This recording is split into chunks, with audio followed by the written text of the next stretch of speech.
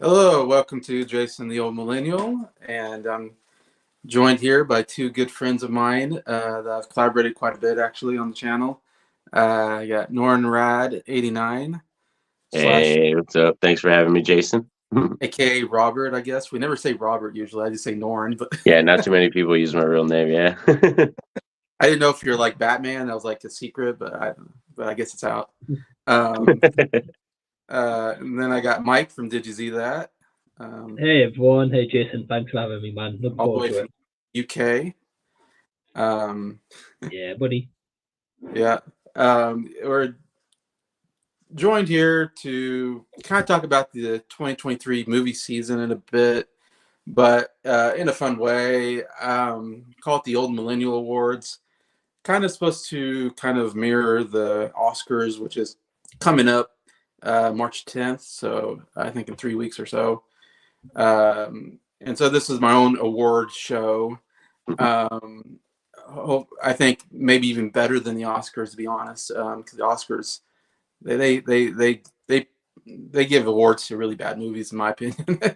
uh, I'm never a big fan of who they pick usually, but um, so yeah, so this is a fun way to kind of go through the movies of 2023 and kind of give out the ones I think deserve award recognition. And I thought it'd be funner to do it with some friends instead of doing it by myself like last year. So that's why I asked Norin and Mike to come along, and they agreed. So appreciate that. Um, Thank you, Hopefully Jason. have some fun talking about some movies here. And we're Definitely. all Gonna be fairly fun. different on our movie takes, so it'll be so I think our choices will be different and wild. This at Easton Plays. Hi. Yeah, this is like the Hey Oscar. Ethan. It is my own version of the Yeah. Oscar. And you got Henry Markenberg. Hey, Henry. Hey Henry. Well, we're going to be going through the categories anyone watching, so as we pick each one, you guys dive in as well. I'm sure Jason will cover all that. Yeah, oh yeah, definitely, definitely. Because there's definitely a lot of movies to choose from on these categories, and Oh yeah. uh, sometimes I had a hard time narrowing it down to where who I was going to give it to, but yeah. What do you guys? I've seen about. I'm gonna say I've seen maybe roughly 60 movies in 2023. I don't know about you guys. Um, were you big on 2023 as far as I going to was the? in the 50 range, I think. I think I was Okay, at like 54 or something like that. yeah, so I'm about right there. I know Mike reviews a lot of movies, so Yeah. I mean Mike reviews movies I never heard of. So Man, I think 2023 movies, geez. Like, so in my letterbox list of like 20, like, just movies watched in 2023 was like 300. But that wasn't all movies released that year. That was like movies Yeah, in that like was the total. 80s, 90s. Yeah, but I'd say probably 2023 movies, I would say maybe about 100 or so, maybe a bit more. wow, nice. Okay, Yeah. so I'd say. So I might be more than that, less, I'm not sure. all right, you got a pretty good scope there then. Oh, Um, some stinkers as well. I feel like I still have a lot of movies I need to still watch, so it's not perfect, but I think I can Yeah, still put a list together of what I think I've seen yeah. enough movies. I can make a good list out of it. It's just Yeah, finding the time. Oh, yeah. we've got Nick. Hey, Nick, hope you doing well, man. Hey. Oh, I've seen you. Yeah, I've seen you comment a lot, Nick. I think Nick's I'm a legend from the maybe. UK. Yeah. You got Jackson. Hey, Hey, nice. Jackson. Hey, Jackson. Hope you guys doing well. Easton says he's seen Wow. 146 movies. So, Oh wow, nice. Wow. Okay. is Priscilla and Asteroid City nominated? I haven't seen Priscilla yet. I want to see that. I think it's coming out on Max at some point or something like that. I want to Nice. see. I want to see Priscilla. Asteroid City, I did watch, and it was one of my least favorite movies of the year. I was not a fan of that movie. I don't know about you guys. Have you seen those movies? That's a very specific type of taste kind of movie, Asteroid City, Wes Anderson's flavor is a very specific taste. No, Jason, answer your question. No, Asteroid City I wasn't really bothered by, and Priscilla didn't get a chance to check it out, unfortunately, but it did look pretty good. Yeah, I like to see that one. Mm. Since we got Elvis the year before, and now we got Priscilla. Right. Jackson's at 73 movies. At least some of those I've watched since I made my best of year list. Yeah. Nice. Nice. Pretty good. 93 cinema last year. Wow. Wow. Amy 100 this year. Ready to hear you discuss Carey Mulligan's shoe-in for an Oscar. Okay. Nice. I'm sorry, Nick. I haven't seen Maestro. I can't comment on it. Oh, you haven't? Yeah. Nah, I've not been kind of pulled into watch it, but I do want to check it out. The only Best Picture nomination I haven't seen yet is Anatomy of a Fall, but I'll be catching up on it soon. Yes. Well, here in the UK, I don't know about you guys. I'm going to ask you this anyway. But in the UK, starting from next week, they're putting like all the Best Picture winners and really? all the Best Picture nominees back in cinema. Okay. So they're putting like Anatomy of the Fall back. Anatomy of a Fall. So I'm going to try check that out. I kind of missed it, and Kills the Flower Moon as well. Okay.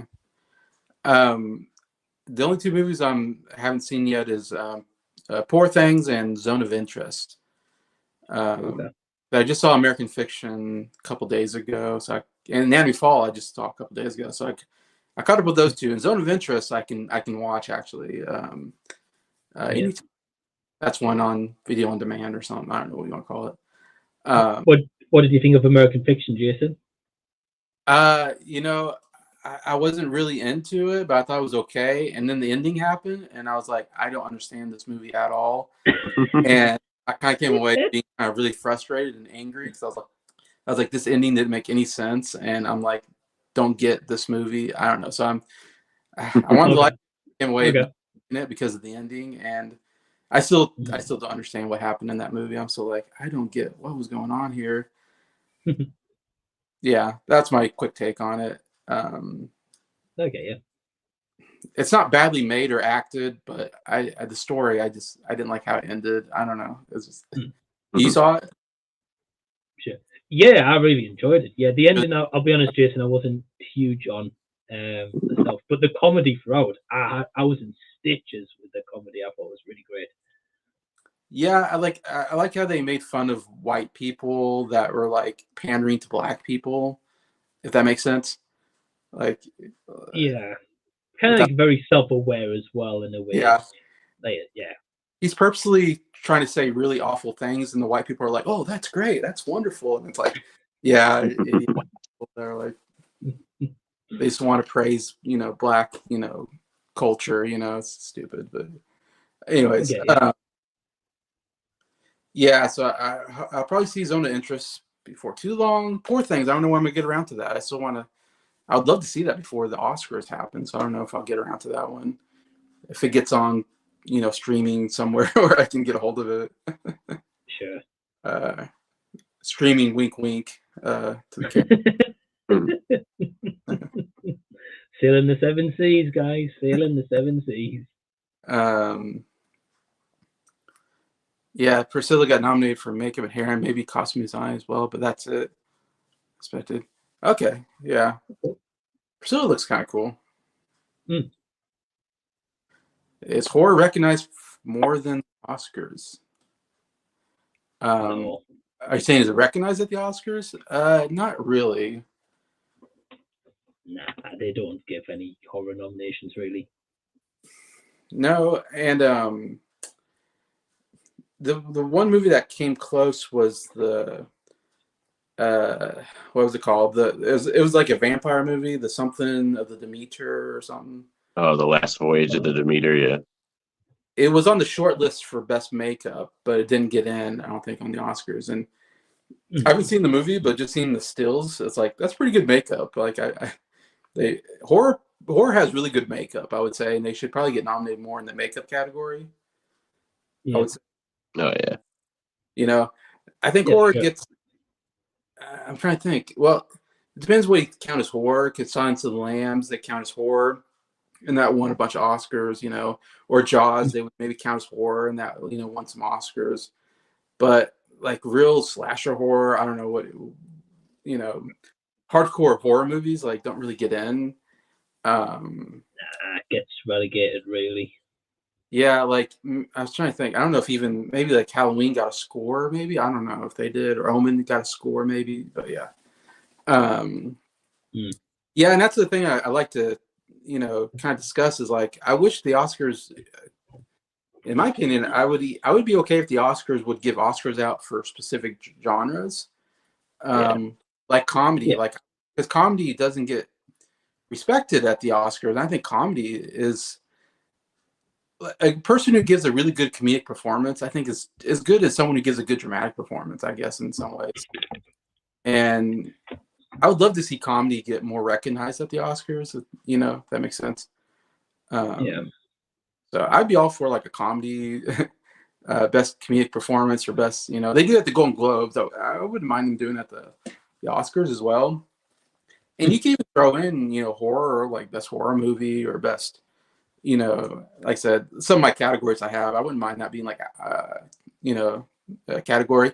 I mean, they eventually made an animation category. They didn't have an animation category, of course, for the longest time. And then in 2000, they came up with this idea like, hey, animated movies don't get nominated for hardly anything. And there's some really good animated movies out there. So I was kind of happy they created their own animated category so we can recognize good animation every year.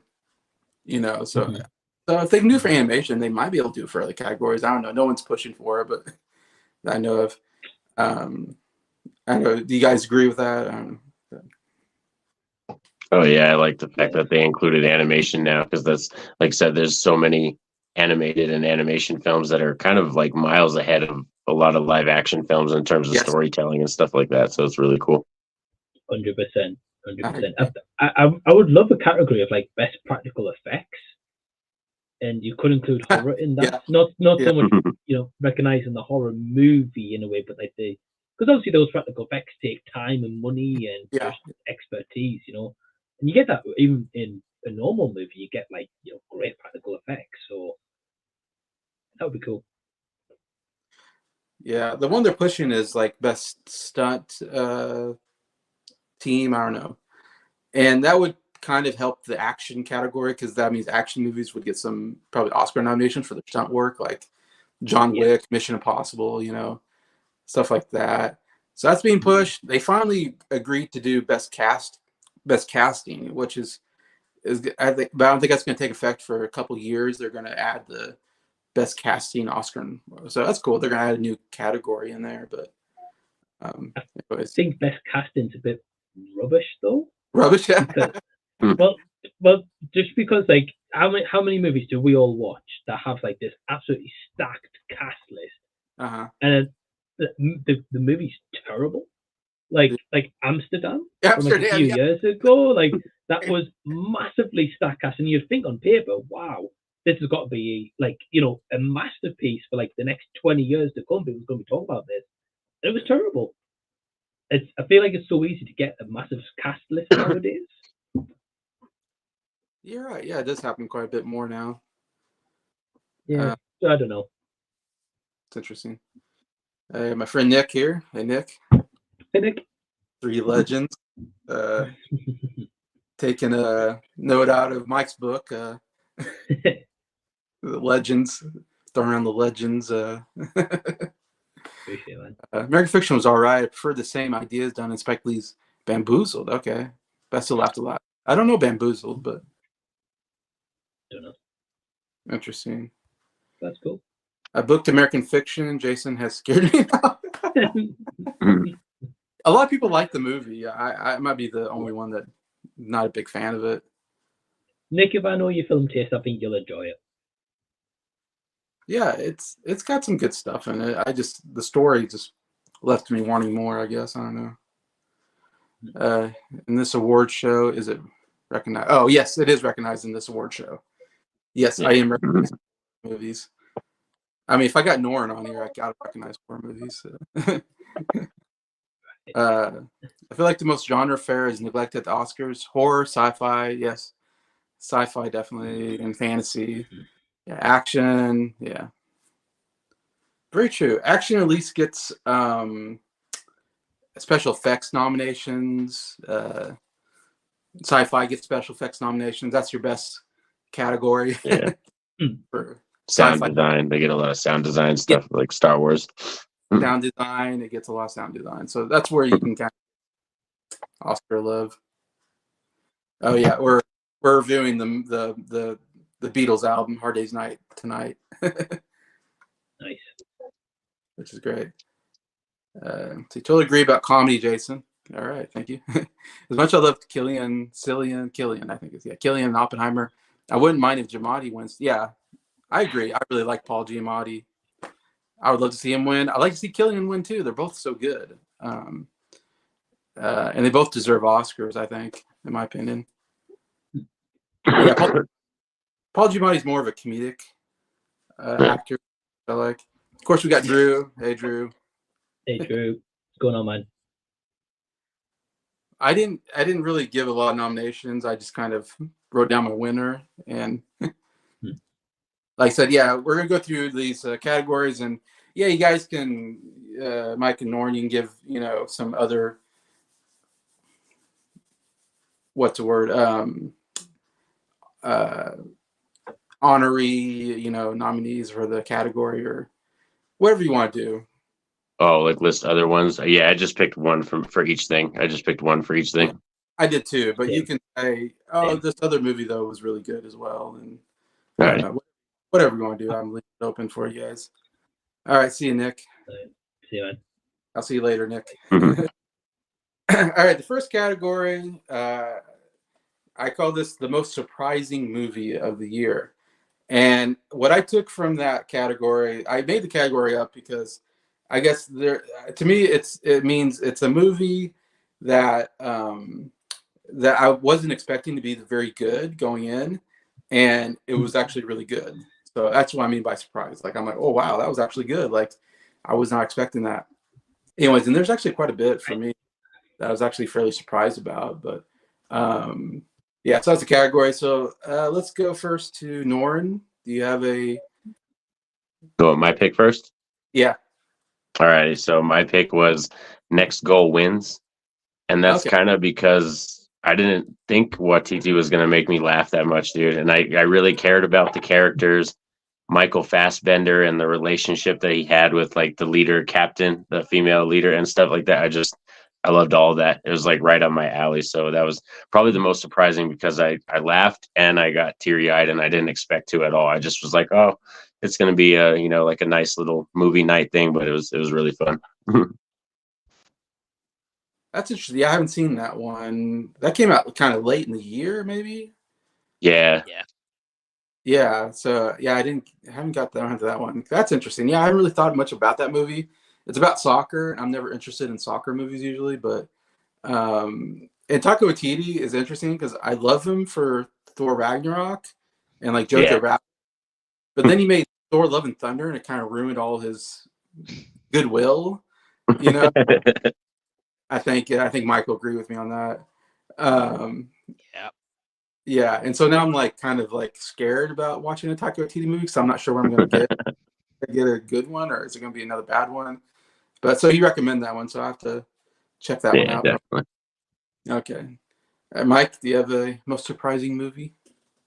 Yeah, so I think for me it's an interesting one because this movie that I'm going to go for is a Netflix movie, and usually when you get a Netflix movie, they're okay at best, But I heard Anthony Perez and Richard talk about it, and they both really enjoyed it. And I was like, okay, I'm gonna have to check this one out. It's the movie called Fair Play. Fair Play. Yeah, it's got Alden Ehreich, the guy who was young Han Solo in Solo. Yeah. And Phoebe Denver. And I put the movie on, and I remember I was cooking at the time, and I thought, I'm gonna have your movie on in the background, listen to some noise while I'm cooking. And honestly, from the start of the movie until the end, I found myself just gripped. I was like, wow, this is like a very interesting story. Basically, quick story for you guys who don't know is Alden Ehreich and Phoebe Denver play like a couple in it, and they get engaged pretty quick into the movie, like first 5-10 minutes, and they work at the same place. And he is expecting this job promotion that's coming up, but she gets the job promotion over him. And it's all in like 10-15 minutes, so it's not really a big spoiler. And the movie then goes on like how he goes from a loving, supportive boyfriend to just going like completely crazy and psychotic. And it's a really interesting movie how it plays out. So yeah, definitely recommend it if you guys haven't seen it. That's wild. That one. Yeah, I think I gave it like 4 out of 5 stars. Yeah, I really enjoyed it. Doesn't feel like it got much marketing or something. I don't know. Yeah. Now, as I say, I think it's because it was a direct-to-Netflix movie. Right. So as I say, whenever anything's like that, I'm just like, it's gonna be okay at best, you know. Yeah, Netflix. Oh, shocked. They put out like 100 movies a year or something crazy. I don't know. They put out so many movies. Right. Hard to keep Right. up with Netflix stuff that comes out. Definitely. I would recommend Fair Play though. Okay. Wow. Both movies I haven't seen, so good. That gives me more stuff to look at. I think I know what Jason's is going to be. Yeah, I think I've said this one before on another channel, and I put it out. And there's actually a couple of movies that kind of fit this category for me that surprised me. And this one for me was Dungeons and Dragons: Honor Amongst Thieves. Nice. Because I think I said that on Mike's channel one time. Someone asked this question, and I still put it there because it was one of my. I think it was in my top 5 favorite movies, or somewhere there, maybe 5 or 6. It was pretty high up on my favorite movie of the year, and I was not expecting this to be anything. I don't know why. When I saw the trailer, I was like, "Oh, it looks like it's kind of dumb fantasy, Trump wannabe movie," you know.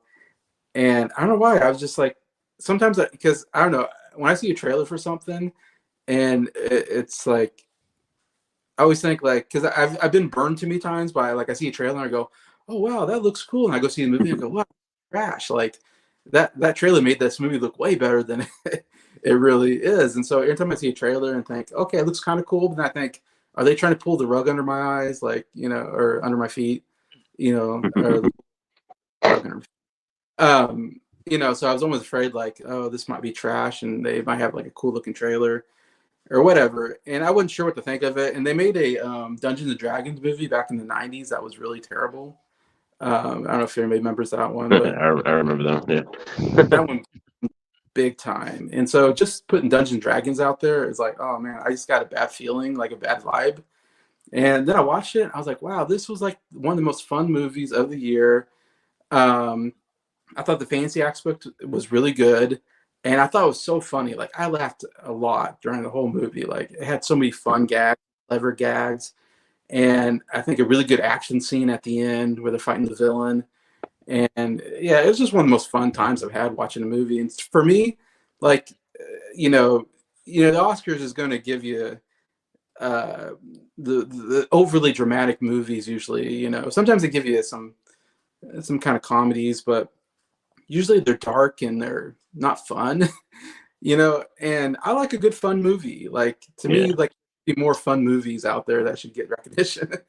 Anyway, so that's why I got this one here.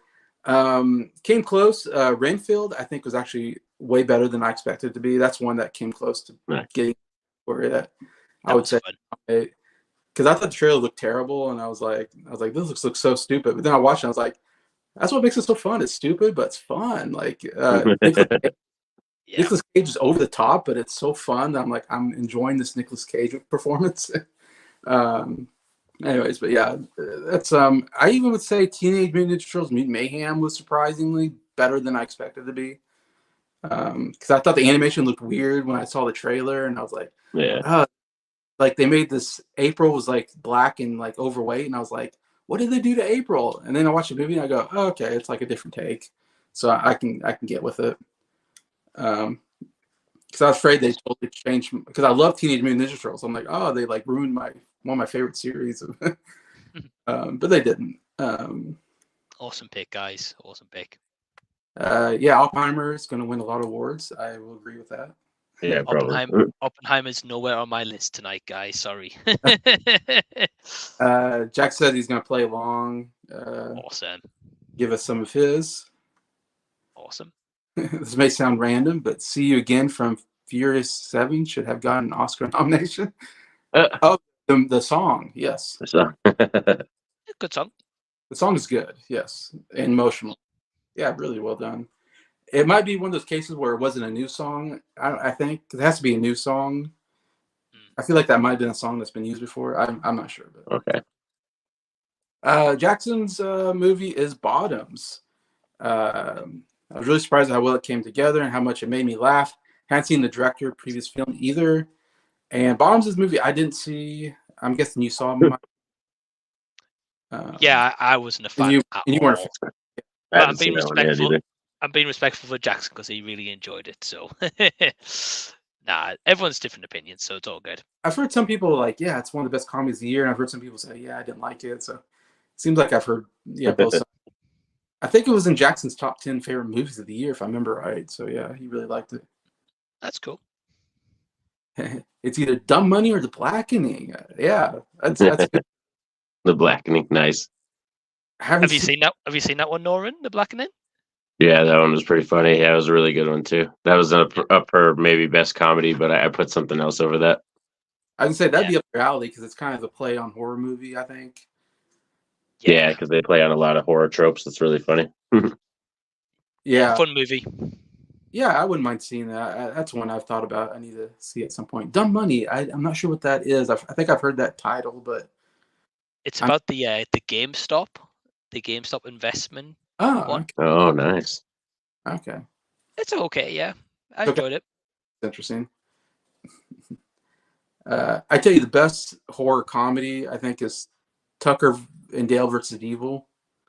That's good. Yeah, that one's hilarious, man. Oh my gosh, the way they parody kind of parody horror movies is so funny. It's so good. Like they do such a good job with it. I don't think I've seen that one, but the horror convention that's coming to Manchester this year, I've been to last 2 years. They're doing a Tucker and Dale versus Evil reunion. Like the cast is going to be there, so I'm That's awesome. Definitely want to check it out. Awesome, yeah. Alan Tudyk is so funny. Definitely going to meet him. I'm going to get my Dodgeball Blu-ray signed by him. Yeah, Steve the Pirate.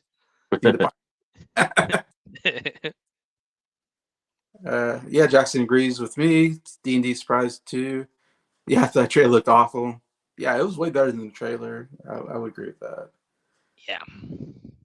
Yeah, because surprise movie is Killers of the Flower Moon. So much talent, both sides of the camera, prepared for the runtime, but was dull. Surprise was expecting more. Okay. I've heard mixed things about it. Depends what you think about Martin Scorsese. His movies are always over 3 hours long, and they're always slow moving for the most part. Yeah, I agree, Jason. I agree. All right, next category is most disappointing movie of the year. So, do you have a disappointing movie of the year, Norin? So, my most disappointing movie was Creed 3. Okay. I thought Creed 3 was pretty bad, man. Especially what I went in expecting, because I actually really liked Creed 1 and 2. And yeah, Creed 3 was a far cry from it, and I didn't really like it at all that much. Yeah, I can see that. Creed, the first Creed movie is so good. The sequels, I don't know. I wasn't a fan of either sequel, to be honest. Okay. I don't know. It just didn't capture and he didn't have. I can't get over you got to have Sylvester Stallone. You have to. It doesn't work without him, in my opinion. But that's just he's like the heart and soul of the franchise. Yes. But yeah, I can see that's not bad. Plus, he has kind of guy who's like toxic now in Hollywood at the moment, Jonathan Majors. Yeah. So it doesn't look good in retrospect. They're like, oh, there's that Jonathan Majors. No. Anyway, all right, Mike. Yeah, so I never saw Creed 3, so I can't comment on it, by the way.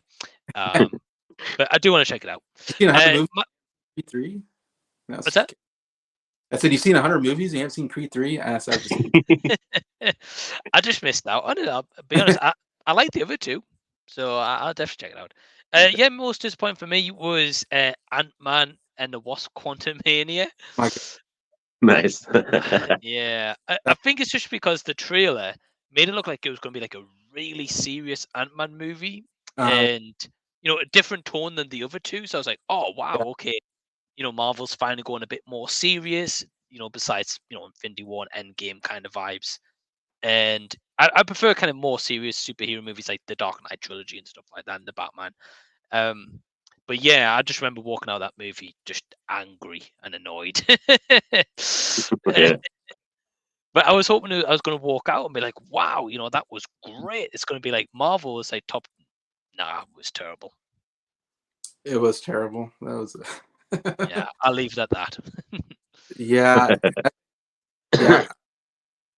Yeah. I don't know if I had as high expectations for it, but because the first two were pretty good, so it was definitely a down spiral from the first two Ant-Man movies.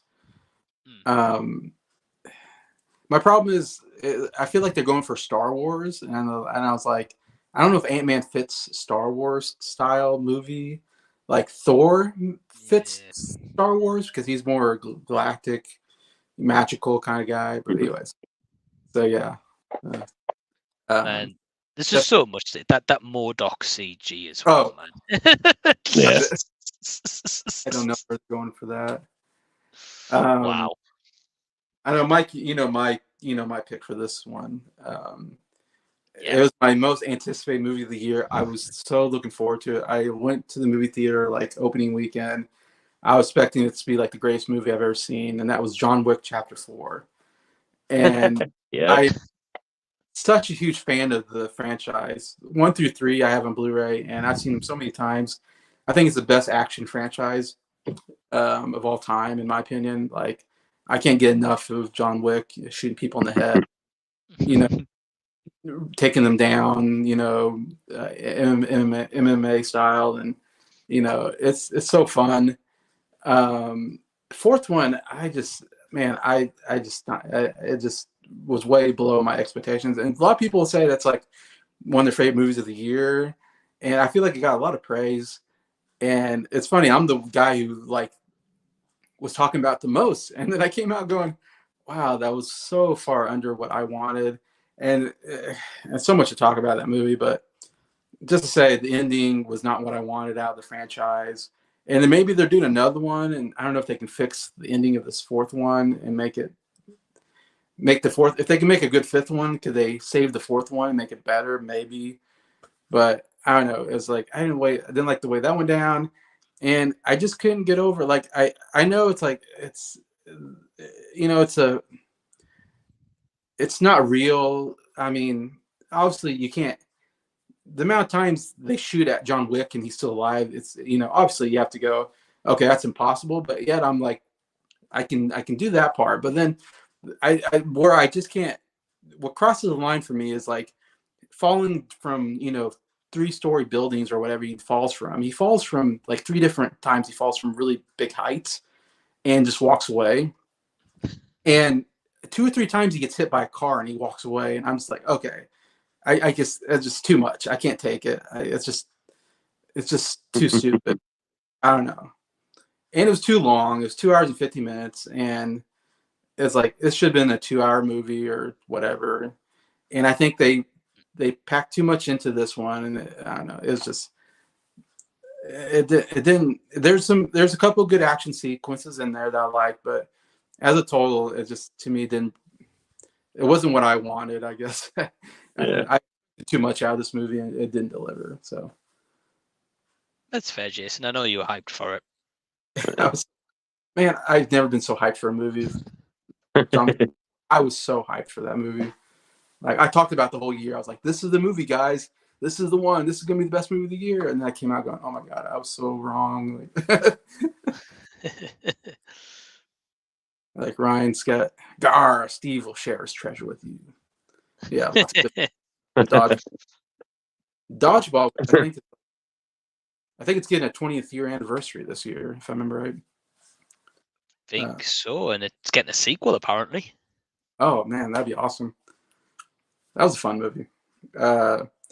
Ant-Man, very let down. Yes. Yeah, wasn't great. I agree. Maybe this would be more down Norin's path here. This point was Exorcist Believer. I liked a couple of DGG's Halloween movies, but I couldn't believe how bad this one was. I think it's worse than Exorcist 2. I've heard this movie is like terrible, and it's like in a lot of the year list. I don't know if you've seen it, Norin. Yeah, I've seen it. I wouldn't go as far as Exorcist 2 that it's worse than that, because Exorcist 2 is god awful. Like, that's one of the worst movies that's ever touched this planet Earth. Jesus Christ. Yeah, I've heard that's really bad. It's bad. Like, I mean, there's like good chunks of that movie where you're just staring at a locust butt for like long periods of time for no reason. It's like, what the hell are we doing here? Wow. Yeah, I just heard bad things about Disbeliever. I'm not a fan of the. Excuse me. I'm not. I don't think it's as bad. I don't think it's personally as bad as everyone says it was, Jason. I'll be honest, though. Okay. Doesn't No, deserve I think full I hate, gave though. it a 7. I think a 6 or a 7, something like that. Okay. I'm about the same as you, Norin. Yeah. Yeah. Got too much hate, didn't deserve. Hey, Perez, Hey, what's going on, man? What's going on? Legend. There's a theory that John Wick is a superhero. Yeah, I mean, yeah, he's basically it. What? I mean, he man, I can go so much on this movie. I mean, when they shoot at him and his way of is like his jacket is like bulletproof, and so he blocks bullets with his jacket. And it's like, I don't think that's how it works. Like, you know, I don't think you can block bullets with your jacket. Excuse me. Yeah. Yeah, Anthony agrees with you. It is. Yeah, it's trash. I watched that movie 4 times, and I don't know why I've done that to myself. Believer isn't top tier, but definitely better than The Hate Is God. Okay. I agree. Norin does as well. All right. Next category is most overrated movie. So this is a movie everybody loves, and you're like, I don't get this movie. Like, that's kind of the category. Like, it's not everybody says it is. So we're gonna throw some hate towards some people here, maybe. But Norin, do you have? So my most overrated. This kind of goes with my community more into the horror community realm and stuff like that, because I know a lot of people. I don't think you've seen this one, Jason, but I'm going Saw X as the most overrated. Okay. And which I didn't think was a bad movie. It's not an awful movie. I just think it's very overrated, and the whole franchise in general like shouldn't be going anymore, in my opinion. So that's why I'm like, really? But like Saw 10 is probably like 3rd in my ranking of the Saw movies, but I just think it's still an overrated franchise in general, and I just wish it would kind of stop. Wow. Quite a lot of Saw. Yeah. Like, how do they coming out with the ideas for the Saw franchise? I don't get. Yeah, and we're getting 11 this year or next year. We're getting 11. So hell yeah. Wow. Mike's like, I'll be there. I'll be there. You'll be there. Hell yeah. Why, were you a bigger fan of Saw X? Oh man, I really enjoyed it. Yeah, I like that they went in like a different direction. And compared to like some of the latter Saw sequels, which were just flat out terrible, like X was a massive improvement. As no one said, like 3rd in his overall rating. That's it's 3rd in my ranking. Yeah. But everyone was saying it was the best one ever, and I was like, nah, Okay. definitely not. But it was a solid sequel, though. Sure. All right, Mike, you have an overrated movie? Oh man, here we go. So this one for me was a one I didn't like, and everyone else was loving it. Everyone was giving it high praise to the heavens, and for me, it's got to be Wonka. Oh yeah. And don't get me wrong, like I don't think it's a horrible movie. I don't think it's a terrible movie. Nothing. I can't say it's utterly bad or anything like that. But again, it's meant to be a prequel to Willy Wonka, of course, setting up his origins and that. Now, obviously, I only just watched Willy Wonka last year for the first time, so it was pretty fresh in my mind. And I know people's watched this since childhood and all that kind of stuff, so they have more comparisons. But the setting didn't feel as if it was a prequel to Willy Wonka because it was too vibrant compared to that 70s movie. In the movie, he already knows how to make all the chocolate and all these like recipes and stuff. Yeah, he's got all the magical ingredients. It's yeah, and he knows how to make all these massive varieties of chocolate, but like he can't read or write. He doesn't like, you know what I mean? Like, he can't read. Yeah. And I'm just like, I appreciate you might have had you can have a good memory if you can't read or write, and but I'm still like, it just logically didn't really make enough sense. I felt they played it a bit too safe with like the chocolate shop and the owners in the town. It was a predictable story. I felt like if they made this like a Wonka spin-off musical adaptation, like, and it was just like, it actually said it was like a spin-off, not kind of attached to Willy Wonka itself. I I think it would have been a lot better because it felt very musical Broadway-esque. Yeah. But because they marketed it as a pure prequel to it, I was like, nah, it doesn't work. Man, I agree with you 100%. I saw this movie this last week, and man, it was, yeah, not good. It was way below expectations. Um, I just Timothy Chalamet is not a bad actor, but I don't think he was good in this role. Yeah. He needed a really. Yeah. He was like trying to be funny at times, and I was like, wow, that did not work like that. Trying to be funny at times, and because Wonka is very quirky, he's very unpredictable. That's kind of the charm of the character, and so you have to get the right actor in that role to make it work. And I don't think, for me, Timothy Chalamet, as good of an actor he is, he didn't fit that role to me. But to be honest, I don't know if you can find someone that young that could fit that role perfectly. It's a difficult role, in my opinion, because Gene Wilder set the bar so high. It's really hard to meet that bar of what really Wonka for me personally. Yeah. Yeah. Like Timothy Chalamet, I agree, Jason. Like he's a great actor. There's a movie I think 2015 she was in called Beautiful Boy with Steve Carell. Well, yeah. And I think it was really good in that movie. That was the first time I saw him. I was like, wow, he's a great actor. But Yeah. he doesn't really have the charisma, or I don't know. He always seems awkward in movie roles a lot of the time. Yeah. Yeah. And that could just be him. I've seen interviews and he seems like a fun guy, but in movies, I'm just like, it doesn't translate all that well. But I know Perez saw the new Dune, and I did like him in the first Dune movie. I'll be honest. I think he did well there. So he said apparently he's the second one, he's fantastic in that. So definitely intrigued there. But Wonka, I don't think he was fantastic in the role. No. Yeah, he's the it guy right now. To me, if you're casting someone in their 20s, I guess it's Timothy Chalamet or Tom Holland. Those are your two like picks. Like they went out for Wonka, I think, and they both went out for Spider-Man. Like those are the two guys that go out for the same roles. And I think with Tom Holland though, Jason, I think he would have done a better job. Okay. Because he's got because you see in Spider-Man, he's got charisma as Peter Parker. Yeah, he's young, he's kind of fresh, he's vibrant, and I think for Willy Wonka, with how kind of eccentric kind of was, I think that's what you need for a young Wonka. And I think Tom Holland actually would have done a pretty okay job, despite the accent, obviously, as long as he can pull the accent. But, yeah, maybe that'd be another one. Or maybe like a Jacob Tremblay, like he's a great actor as well. Tremblay, he's another young actor. Or the kid in the black phone, Norin, maybe him. Oh yeah, he was pretty good. Yeah, he's a solid actor. Yeah. Yeah, I don't know. Yeah, I agree. I was just like the music didn't work for me. I don't know. The only thing that worked for me was the costuming and the set designs. I thought were good, but the Oompa Loompa didn't work for me. I don't know. It was like, yeah, there's all kinds of wrong there. But my pick is going to be, or my choice is going to be the biggest movie of the year. So this makes sense. Everybody loved this movie. It was the biggest box office movie of the year. I did not get this movie, and that was Barbie. Barbie. I saw it, and I was like, this is like the stupidest idea I've ever heard for a movie. I think so. I know I don't want to step too much on Norin, and I don't know, Mike maybe liked the movie too. I don't know, but yeah, I did it. I don't know. I think probably the problem for me is just like it's about Barbies. I don't care about Barbie. Like I'm a guy.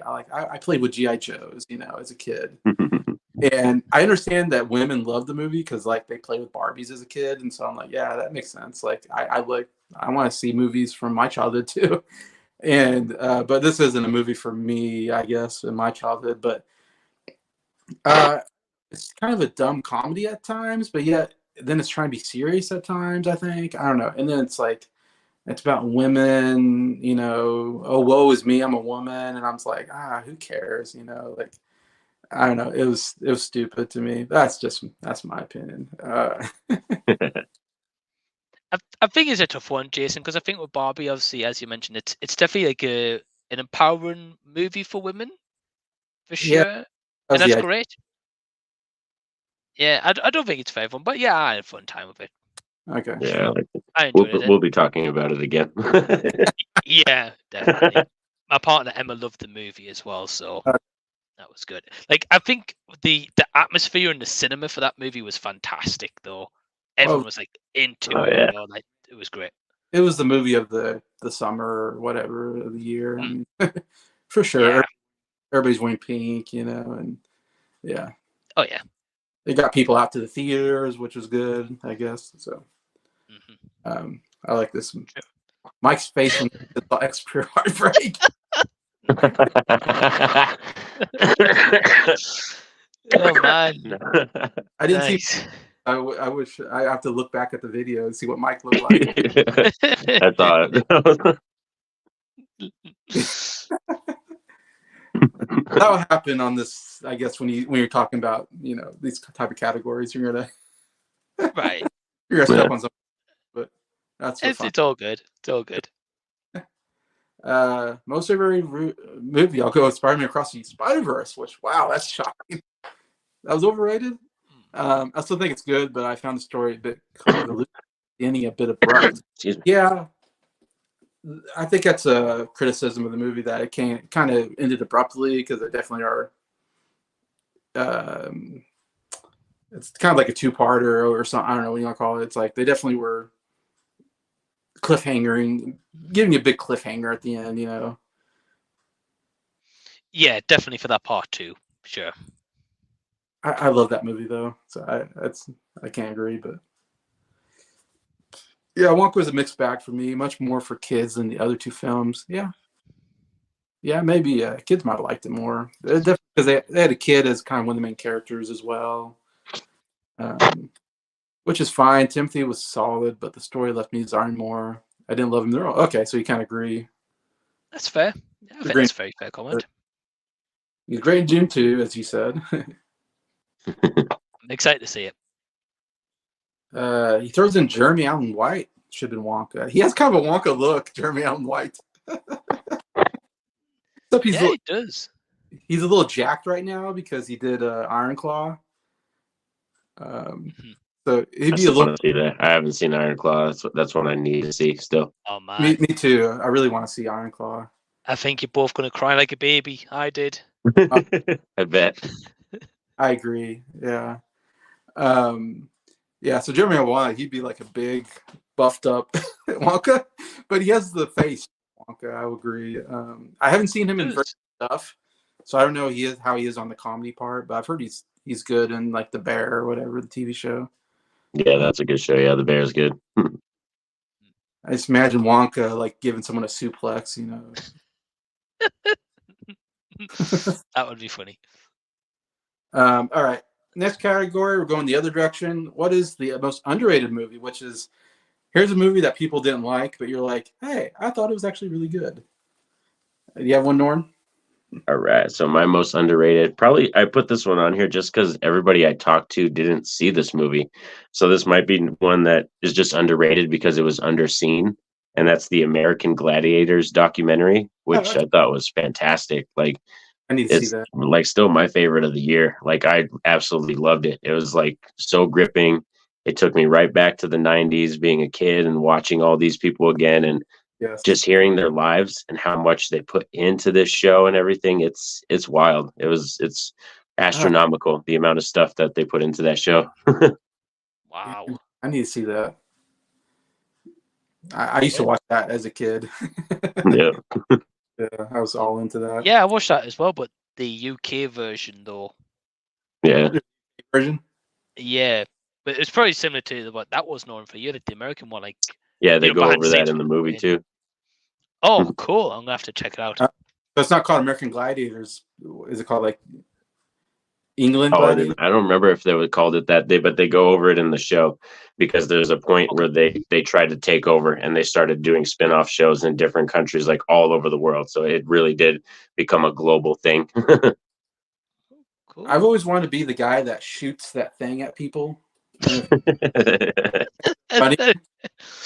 you're like shooting. Oh, that looks so cool. But yeah. Yeah, ours was just called Gladiators, Jason. It's Gladiators. And that was it. Yeah. Okay, that makes sense. Yeah. All right, Mike, do you have an underrated movie? Yeah. So it's a movie that's already been mentioned, and for the same reasons, and that is Dungeons and Dragons on Oh, Amongst Thieves. no, good. Yeah. So man, so it was one of those where at my cinema I got to see it like 2 weeks early because they did like a secret screening, and that's what the movie was. And I remember going in and I was like, please don't be Dungeons and Dragons. And it was Dungeons and Dragons. And a bit like you, Jason, a bit like some of the comments were like the trailer did nothing for me. I was like, it seemed like forced comedy in the trailer. It Yeah, showed like everything that was going to happen. And I was like, it yeah, looks flat out terrible. yeah. And I watched it and I was like, wow, what a fun movie that was. And I had a smile, giggling. The graveyard scene was utterly fantastic. Oh, that's my favorite scene, that graveyard scene. Oh, Yeah, yeah. And I was just like, that was like comedy gold for me. I was oh, like, that was great. And like the villain was cool, and like the final battle, as you said, was great as well. So touching over pretty much the same points you mentioned, here, Jason. But yeah, for me, underrated just in terms of the fact that I was going in thinking it was going to be terrible, and underrated for me was just like, wow, I really enjoyed it that much. And I think a lot of people like me were just like, yeah, it's going to be awful, and then it got a good reception mostly. So yeah, Dungeons and Dragons for me. oh, great pick. Love that. Yeah, really good movie. Yeah. Yeah. I don't know if I heard too many people talk about that movie. Yeah, you're right. I don't know if I got a good review or not, but Well, as I say, I think it's just because the trailers for me it just looked terrible. yeah. I think the marketing wasn't great. So I say Yeah, when they showed that as an early screen 2 weeks before general release, I was like, wow, they either got really big faith in this or they just flat out think it's gonna be terrible, you know. yeah. But but yeah, thankfully it was fantastic. I hope we get a sequel. I say, I I wonder really if do. they'll make movies out of it. That'd be interesting. I don't know how much it made. So, but what about you, Jason? What was your underrated? Yeah. So every year there's a movie that I champion and everybody hates, and so this is that category for me, and that is a movie that was on Apple TV called Ghosted, and I know Nice. Jackson hated that movie, and if he's in the chat, he's going to tell me that he hated that movie. I think it's last, like the year before it was Pinocchio. Like I was champion Pinocchio. I was like, I love this movie, and everybody's like, Pinocchio is like the worst movie of the year, and I'm like, what? And this same thing with this movie. I was like, Ghosty came out, and I was like, oh, I'll check this out. You know, it's got Chris Evans and Anna. What's her? It's Ana Anna. de Armos. Yeah, Yeah. yeah, as you know, and it's an action comedy. I love action comedies, and it's funny. And the movie came, or when I saw it, I came out. I was like, wow, this is like. In fact, I said this is at that point. I said this is the best movie I've seen. This was early in the year, I think, and I said this is the best movie I've seen so far this year. And the amount of hate I heard after that, I was like, wow, people hated this movie. Elliot gave it like a 1 out of 10 stars or something. He gave it like a really bad rating. Jamie from In the Front Row hated this movie. She gave a really bad review on it. Jackson gave a bad review, and I was like, wow, am I the only person who likes this movie? Like I guess like I don't get it why I saw it differently. Like I watched it and I was like, wow, it was funny. Like the action scenes I thought were really well done. And I was like, I thought they had good chemistry. And everybody says the chemistry was terrible. I'm like, did we see the same movie? Like I said the exact opposite. How did we see the same movie? And I was like, oh, great chemistry. And everybody's like, oh, terrible chemistry. I'm like, oh, okay. I don't know what happened, you know. And people were like, yeah, I don't know. Everything people hated about it, I loved about the movie. And I was like, I love this. People were like, oh, I hate that they kept talking about Taxman. I was like, I love Taxman. That's one of my favorite Beatles songs. So I was like all in on Taxman. If you've seen the movie, you understand what I mean by that. But Okay. yeah, it's to me one of my favorite movies of the year, and I'll stand by it and defend it. Nice. Yeah, it's awesome, Jason. I still haven't seen it yet, but I definitely want to check it out and see if I'm on your side or the other side of the fence. Yeah. Sure. Jackson's most underrated was Knock at the Cabin. Nice. Yeah, which movie at the beginning of the year, it seemed like that was a big like anticipated movie. It felt like a lot of people are looking forward to that one. M. Night has gotten such a bad rap. Yeah, he has for movies, But I don't get it. He's just one of our best thriller filmmakers, in my opinion. He's good director. He has made some bad movies though, but his way of directing a movie is really like thrillers. Yeah, he's good at thrillers. He's horror, even. He sometimes it's just the premise of the movies don't work. I think for M. Night, but I think this is one Norn really liked. I want to say. Yeah, I like this one. Yeah, if I remember correctly, this one was still in my top 20 of the year. When I was looking at my letterbox, it was like number 19 or 18, I think. It was around there. Nice. Yeah, I'll actually be talking about that movie later on my list, but yeah, I kind of get that. That was kind of underrated. Anthony Perez says most underrated was Wish, the Disney animated movie this year. Familiar story to other Disney films, but I enjoyed it how it was a blend of different Disney storylines and character references. Love the songs and animation. Yeah, Wish, I think it felt like it didn't do very well at the box office, and it got quite a bit of bad reviews. I would say, like, I wasn't a big fan of the movie, but I don't think it was as bad as some people said. I think it got more bad reviews than it probably deserved, but I don't think I liked it as much as Anthony liked it quite a bit more. But oh, cool, man. Yeah, I haven't seen it yet, but I definitely want to. Yeah. Dungeons & Dragons made my top 3 last year. Nice. Awesome. Yeah, so you're with me on that one. Have you seen that one, Norin, by the way? I haven't seen D&D yet. No, I haven't seen that one yet. Good one. Oh, man. I think you'd dig it. Yeah. Yeah, I'll probably have fun with that one. Yeah, it looked like it was up my alley when I saw the trailer. Okay. Yeah. Nice. Yeah, I did hate Ghosted, but I won't hate on you for liking it. Yeah. All right, now we're getting to a category that's going to be pretty popular, I think, and that is best horror/thriller movie. Now, I had to throw in thriller in there because I don't watch horror movies, so I had to throw in thriller so I can put a movie on this category. But I felt like with Norin and Mike, I had to put a horror category here because I know they're going to have a good pick. So, and I know Norin's probably seen every horror movie that came out. So, yeah, I've seen a good amount. Yeah. And I'm sure you talked about this on your channel many times, but what's your favorite horror movie? Well, my favorite one is one that actually kind of came out of nowhere and probably could have been on the most surprising list too. It probably would have been an honorable mention for that. Was Godzilla -1, and that's because they took it all the way back to the OG Godzilla and made him like the reference for D-Day for the bomb. Made Godzilla terrifying again. So like this isn't your Toho era Godzilla. This isn't your buddy cop type Godzilla. This is you're afraid of him. Everybody's terrified, and I liked the story they took us on and everything. So yeah, this was definitely one of the biggest surprises and my favorite horror film of the year. Yeah, Nice.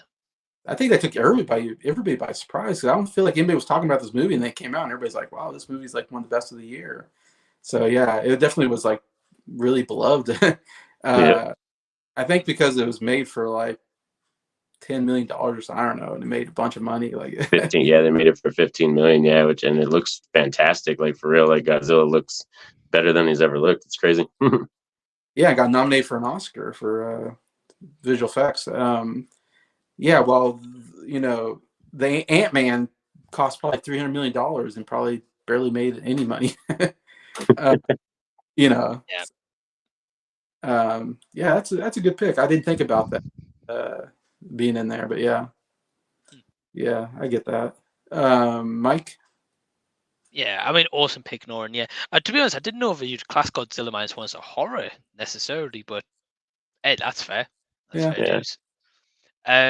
Yeah, I think for me is one I got to see an early screener for.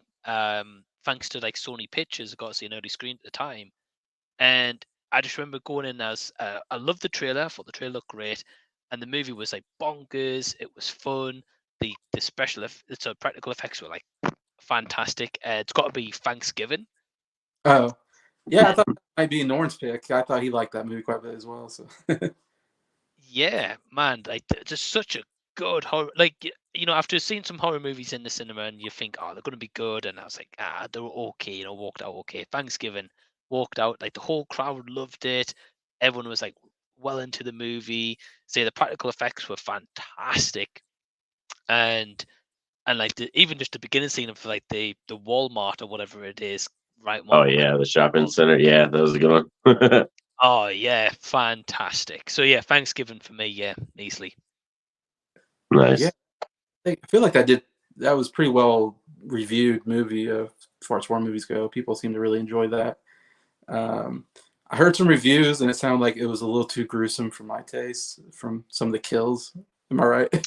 Yeah, there's some parts where it probably wouldn't be. I mean, if you went in with the whole like, that whole comedy element thing just to laugh at it, then you probably wouldn't mind. But like, I didn't like the characters that much, like the teenage characters. So when they started getting off, I was just laughing my ass off. That's funny. Yeah, but it's pretty gruesome, Jason. I don't think you'd like the gruesome parts at all. Yeah. Pretty barbaric. Yeah. Who would think a movie called Thanksgiving would be like this big horror movie? It's just a weird title for it. It's kind of funny. Yeah, so no one went with Skinamarink, I guess, for this category. No, I was kidding. Still not seen it. I know Norin seen it, but You still haven't seen it? Man. Oh man, I watched that one twice. I can't believe I put myself through that, but I watched it twice. Did you enjoy it or not? No, I watched it once by myself, and then when I explained it to my daughter, she wanted to watch it because she's such a horror fan, and I told her about it. I was like, nothing happens in this effing movie, and she's like, I want to watch it, so we watched it. And what did she think? She hated it too.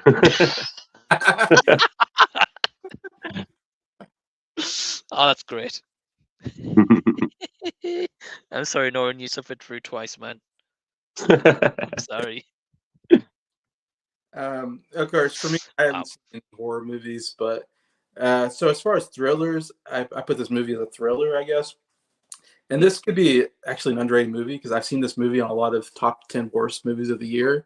It's in my top 10 favorite movies of the year, and that's the movie called 65, which came out earlier in the year with Adam Driver. Oh yeah, nice. 65 stands for 65 million years ago, I think, because the whole premise is that he gets somehow he kind of goes into the past and crash lands on where dinosaurs are around, and he has to try to figure out how to get back to his ship and get back to the regular time anyways. And of course, so there's a lot of I love a good dinosaur chasing movie. Like, I'm a big fan of the Jurassic Park series, and Jurassic World.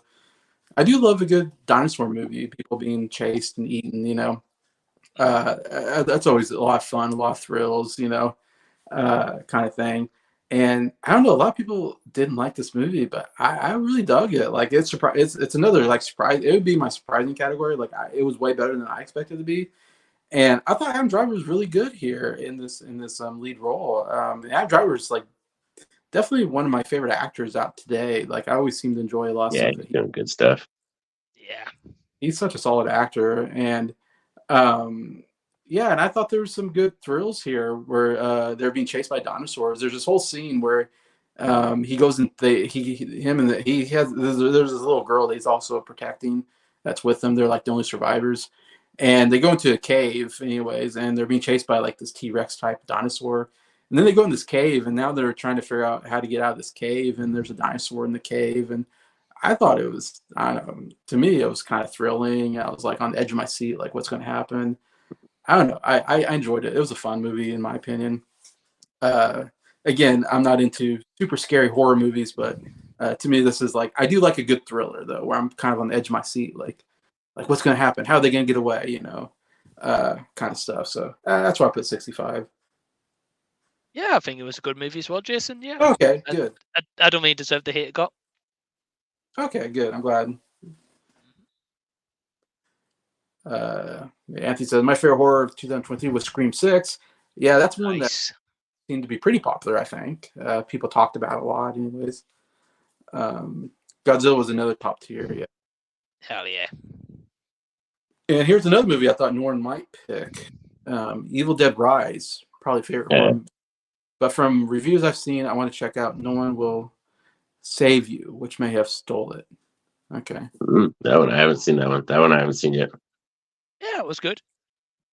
Yeah, because I thought I remember you really liked that Dead Evil Rise, whatever.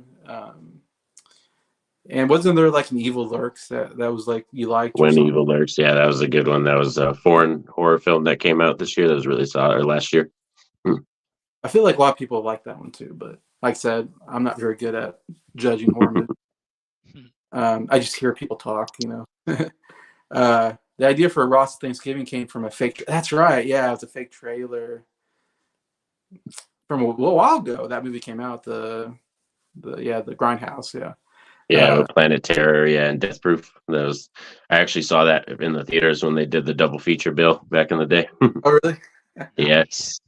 Because they're kind of seen as two separate movies now, but they were kind of played together, I think, right, or something like Yep. that. I even have I don't know where I'd have to find it, but I have like a 70-page booklet that has like the screenplays in it and stuff, and like and photos from the sets and everything. Oh, that's Yeah, cool. it's funny. Yeah, I haven't really. Well, I've seen parts of those movies, and I remember. Yeah, because I think there was a Machete trailer, and they made Machete a movie. Yep. And, yeah, there was a Thanksgiving trailer. There was these fake trailers. I forgot about that. I don't know if there's even they made into movies, but they made two of them into movies, which is kind of funny. Yeah, you got to make the fake trailer into a real movie. Yeah, that's kind of interesting. Very cool. Though I think Machete is a terrible movie personally, but it's very campy, over the top. I don't know. Yeah, I've heard the third Machete's going to go in space. So Yeah, I'm here for it, man. I'm here for it. there you do. What do you think of Gareth Edwards doing the new Jurassic World movie? Oh, he is? He made Godzilla, yeah. There's a new Jurassic World movie? Wow. Oh, he's going to be directing it. So the guy who did Rogue One, he's the guy who directed Rogue One. He's going to be the head creator for the new one. So are they rebooting the series, or I wonder? I think it's just going to be the next one. It's going to be the one after this one, or the one that just came out. Chris I Pratt. heard, but I heard he's not coming back. Okay. Yeah, I mean, I wouldn't mind them doing another series and picking different characters. I feel like they've done enough with the characters that they did. Chris Pratt and Bryce Dallas Howard. Like, I'm okay with them finishing their story and like moving on, maybe. But I don't know. I'm all for Jurassic. I didn't like the last Jurassic World movie, the Dominion. Dominion. Yeah, I didn't like that. But I do like Jurassic World, and I even liked the second Jurassic World movie. I thought was okay. The third one, it was a little disappointing. But I'm big on all the Jurassic Park movies. I love Jurassic Park. Anyways, but yeah. So yeah, Gareth Edwards. Yeah, I'm not like the big fan of Gareth Edwards, but I think he could do a good job. Yeah, might do a good job. I think personally, just they should probably wait a couple of more years though. Yeah, it feels it's not been long since that Jurassic World trilogy, really. Yes, I agree. But it's money; they're gonna make it. So. Oh yeah. All right, next category is favorite comedy of the year. So you've got a favorite comedy, Norin? So my favorite comedy, we're going to talk about it again, is Barbie. That was my favorite comedy of the year. Yeah, dude, like I cracked up laughing so hard, and this was one that I remember. I took the kids, my wife went, we all went, and like Mike said, that theater, the atmosphere, it was just like infectious, and then like I was laughing pretty much the whole time. My only real negative with the film was that I hated Will Ferrell's character. I couldn't stand Will Ferrell's character. That was the only problem I really had was him. But I think that's just a personal thing because I'm not that big on his comedy anyway. So that just might be me. But yeah, I thought Ryan Gosling was hilarious. Like Ryan Gosling and Simu Liu dancing together. I almost cried, dude. I almost cried laughing because it was so funny just to see them go at it. It was great. That was a kind of funny sequence. I agree on that. That's that I'm just Ken scene. Yeah. Yeah. Every male is named Ken, and so like I forget, they have some kind of conversation about like how we know which Ken is which or something like that because we're all Ken. I just like how they have no homes. Like the Kens don't have any homes. Like their whole thing is just to be there for the Barbies and like be there for them. It's just hilarious, bro. Yeah, that's right. And you got Michael Cera's in there for some reason. Yeah, that's part of the movie, but yeah. So funny you mentioned that, Nolan, because like I say like Emma loved Barbie, like it's her favorite movie from last year, and she's like, "Oh, I really hope they make a sequel, and if they do, I want Will Ferrell's character to come back." Oh, really? Hey, I'd be down for it. I love Will Ferrell, but I know Norin doesn't. Yeah, I'm not like, yeah, just not. I mean, if it's the other guys, I'm fine. Like the other guys is hilarious. Like, If you made a movie and it was just Ken in it, Ryan Gosling, I think I'd like it more. Like, I liked him more than I liked Margot Robbie personally, but yeah, I thought his character, like the interesting part was like the whole like when he comes in the real world, he starts like seeing all this like manly stuff, and he's like he really wants a truck, and I'm like, yeah, I get that. Like, yeah, as a man, you're like zoned in on the cars. You're like, yeah, I want a cool yeah. car. Like, I'd be the same way. Like, yeah, I want a car. You know, I don't get the horses thing. He got a little too into horses. I'm not into horses necessarily, but the car thing, I'm like, yeah, that's I get that. That's a very manly thing to get in, and all that. But yeah. All right, Mike. Yeah, your favorite comedy? Yeah, for me, this is a one. I went into it and I thought, the trailer looked pretty good, but I was kind of intrigued to see it. And it's got to be Champions with Woody Oh, Harrelson. okay, yeah, Um, that one. have any of you guys seen it? Yeah. Oh, no one's seen it. Okay. Okay, Yeah, I just really enjoyed it. Yeah, just had like a really okay, great time with it. I think like him teaching this basketball team was great. Some of the comedy was it really had me laughing out loud. okay. I think it's hard to pick. Like no one said, Barbie's another brilliant pick. Like that was pretty close. But yeah, No Hard Feelings, Jennifer Lawrence one. I also really enjoyed that one as well. Uh-huh. Um, but Champions, I think if I go back on it, I like a good just underdog sports story as well. So Yeah. yeah, Woody Harrelson was great as well. So yeah, Champions. Okay, I remember that coming out and people liked it. I think yeah, I definitely want to get around to that at some point. I think For you'd sure. enjoy it, Jason. Yeah, Yeah. Okay. definitely. It's a good, wholesome, fun movie. Okay, that's Yeah. cool. Yeah, I definitely see that. My favorite comedy is kind of an out there comedy, to be honest, because I don't think anybody's. I don't know if anybody's seen this movie. I haven't heard anybody talk about this movie, so it's very it's kind of a strange choice. But it's called Quasi, um, and Quasi is short for Quasimodo. So this is a take on the Quasimodo story, which is Hunchback of Notre Dame. Um, and this is after all the stuff that happens. It's an alternative, like it's kind of like an alternative take on the Quasimodo story, where after all the events, Quasimodo is now working in the dungeons. He's a torturer in the dungeons of the king, and it's a wild comedy. It's so out there. The group that does it is called, I think they're called Broken Lizard, I want to say, is the name of the comedy group. They're most Oh, well. so it's the people that did like Super Troopers and Yeah, stuff. Yeah. yes. Yeah. Their most famous movie is Super Troopers, which is another good comedy. First one I Yeah. saw them, it really kind of was their biggest one that really put them on the map. Yeah. I've seen like all their comedies, and I would say most of them are not very good, but like there's Club Dead, I think. There's Beer Fest. They did Super Troopers 2. I don't know if I missed anything, They but did then Club Dread. Club Dread is their like spoof horror film type one. yeah, Club Dread. It's, yeah, definitely very horrorish. um, yeah, and they don't always work for me, but every once in a while they do. And like Quasi to me is one of my favorite from them. Again, it's so silly, it's so stupid. Um, the premise and everything, and I just love the idea like these guys they do the same movies together and they do different parts, and one of them directs pretty much all of them. His name is Jay, and I forget his last name, but he directs all of them, and he's also acts in them, and he's very funny as well. Um, so I love that this group comes together for these movies. It's kind of an interesting idea, that I like, but it's definitely very like, and I'm not usually into like the very gross out R movies, and it is very gross out at times where I'm like, oh, they're going a little too far with that joke or that joke, and they definitely curse a lot and all that, which I'm usually not into, but I don't know, it worked for me. And again, I think I don't know. I can't remember if this is like an Apple movie or something. I feel like it's like a strictly streaming movie, maybe. I don't know if it came out in theaters. I doubt it did. I think it just came right to streaming. And they go, I'll try this out. And I laughed so much. I don't know why. The silly, stupid humor just works so well for me.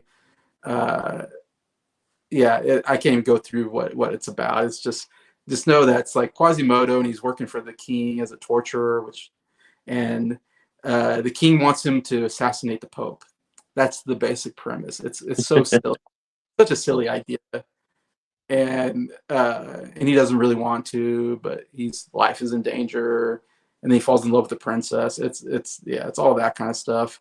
But yeah, I would say if you can check it out, I still recommend this movie. I thought, to me, it was a movie I laughed at the most of the year. I just like nice. So yeah, that's my pick. Cool, man. Cool. It's awesome. Press says there's a new animated Jurassic World series coming to Netflix. Okay, so I didn't know that. Animated. Oh, cool. Jackson's going with Bottoms again. Of course, makes sense. That was one that he really liked. He wants to pick something new. I really love the Holdovers as well. Yeah. If you want to put that in the comedy category, it's hard because it's like comedy, drama. There's a couple there that I was like kind of considering. Like, well, there's comedy in this movie, but there's also some maybe drama as well. So I went with Quasi, where there's no drama. It's just pure comedy. That's why I went with Quasi on this one, personally. But interesting you picked. You talked about No Hard Feelings. Yeah, that was another comedy that I think was one of the top comedies of the year. Like, as far as I feel like people saw that movie and they liked it. And Jennifer Lawrence definitely went all out on that movie. Yeah. On the comedy. Yeah. Like, she was not afraid to like do things, and we'll just leave it at that. She went out there for it. So I appreciate the movie on that sense. That I thought Jennifer Lawrence was actually quite good in it at times, and boy, she's good looking too. But anyways, very true. The other guys, that's another Will Ferrell. Dance like that sarcastically. Yeah, to make fun of Yeah, good movie. Yeah, that's a solid comedy. All right, so now we're going from comedy to drama. We're going to the more dramatic. Yeah, this was the hardest one for me. I kind of just because I didn't know what to put, and I was trying to keep like horror movies out of it, but then horror movies are dramatic too at times. But to be honest, like this was kind of just one I just threw in there. Really, best drama. I put Saltburn on there. Wow. And I know there's comedy elements to this movie, but like Saltburn just came out of nowhere, dude. And that's probably one that I would be like, the cast was just phenomenal in there, the acting, and like to me, that's drama. Like all that turmoil stuff between the families and all these mysteries and backstabbings, and that's like drama to me. So yeah, Saltburn. Nice. That's interesting. That is an interesting movie to categorize. Yeah. I was trying to think, what is that movie? I guess it's I would say drama thriller. Yeah. It's listed under thriller. When I looked it up, yeah, it's listed under thriller / comedy. Comedy, I would see the mother was maybe comedic. Yeah. Rosamund Pike was kind of fun in some senses. Great pick, Norin. Yeah, I'm a fan of that. I tell you who's not a fan is Sin. It's like I said it and like Sin's ears were ringing or something. I know, she hasn't commented on the whole video, and all of a sudden she came out of nowhere. As soon as Norin said the letter S, the ear perked up. She's like, "Jason's live, right?" I feel disturbance in the force kind of moment. Yeah. What about you, Mike? What's your best drama? Yeah, so for me, is a one where I went to see this movie with Ryan Swales, who's been in the chat, and I didn't think I'd be so invested in the premise of it. But for me, I would say Air, and I was like, how am I going to be invested in a shoe? You know. Have you guys seen Air? I haven't seen it yet. You have, Jason? Yeah, I've seen it. Cool. And yeah, I really enjoyed it, and I found myself invested in the characters. And it's kind of obviously how it's gonna end, because obviously Nike's Right. still going now. We know Air Jordans exist. Yeah. Yeah, but like I don't know, I still felt like impacted by it. I still like was en route for like Matt Damon's character. Great support with like Ben Affleck, Chris Tucker, Viola Davis as well. Again, Yeah. another great star cast, but actually was a good movie. So yeah, for me. All right. Interesting. That Nice pick. maybe has some comedy aspects to it. Maybe, I don't know. Would you say? Maybe not. I don't know.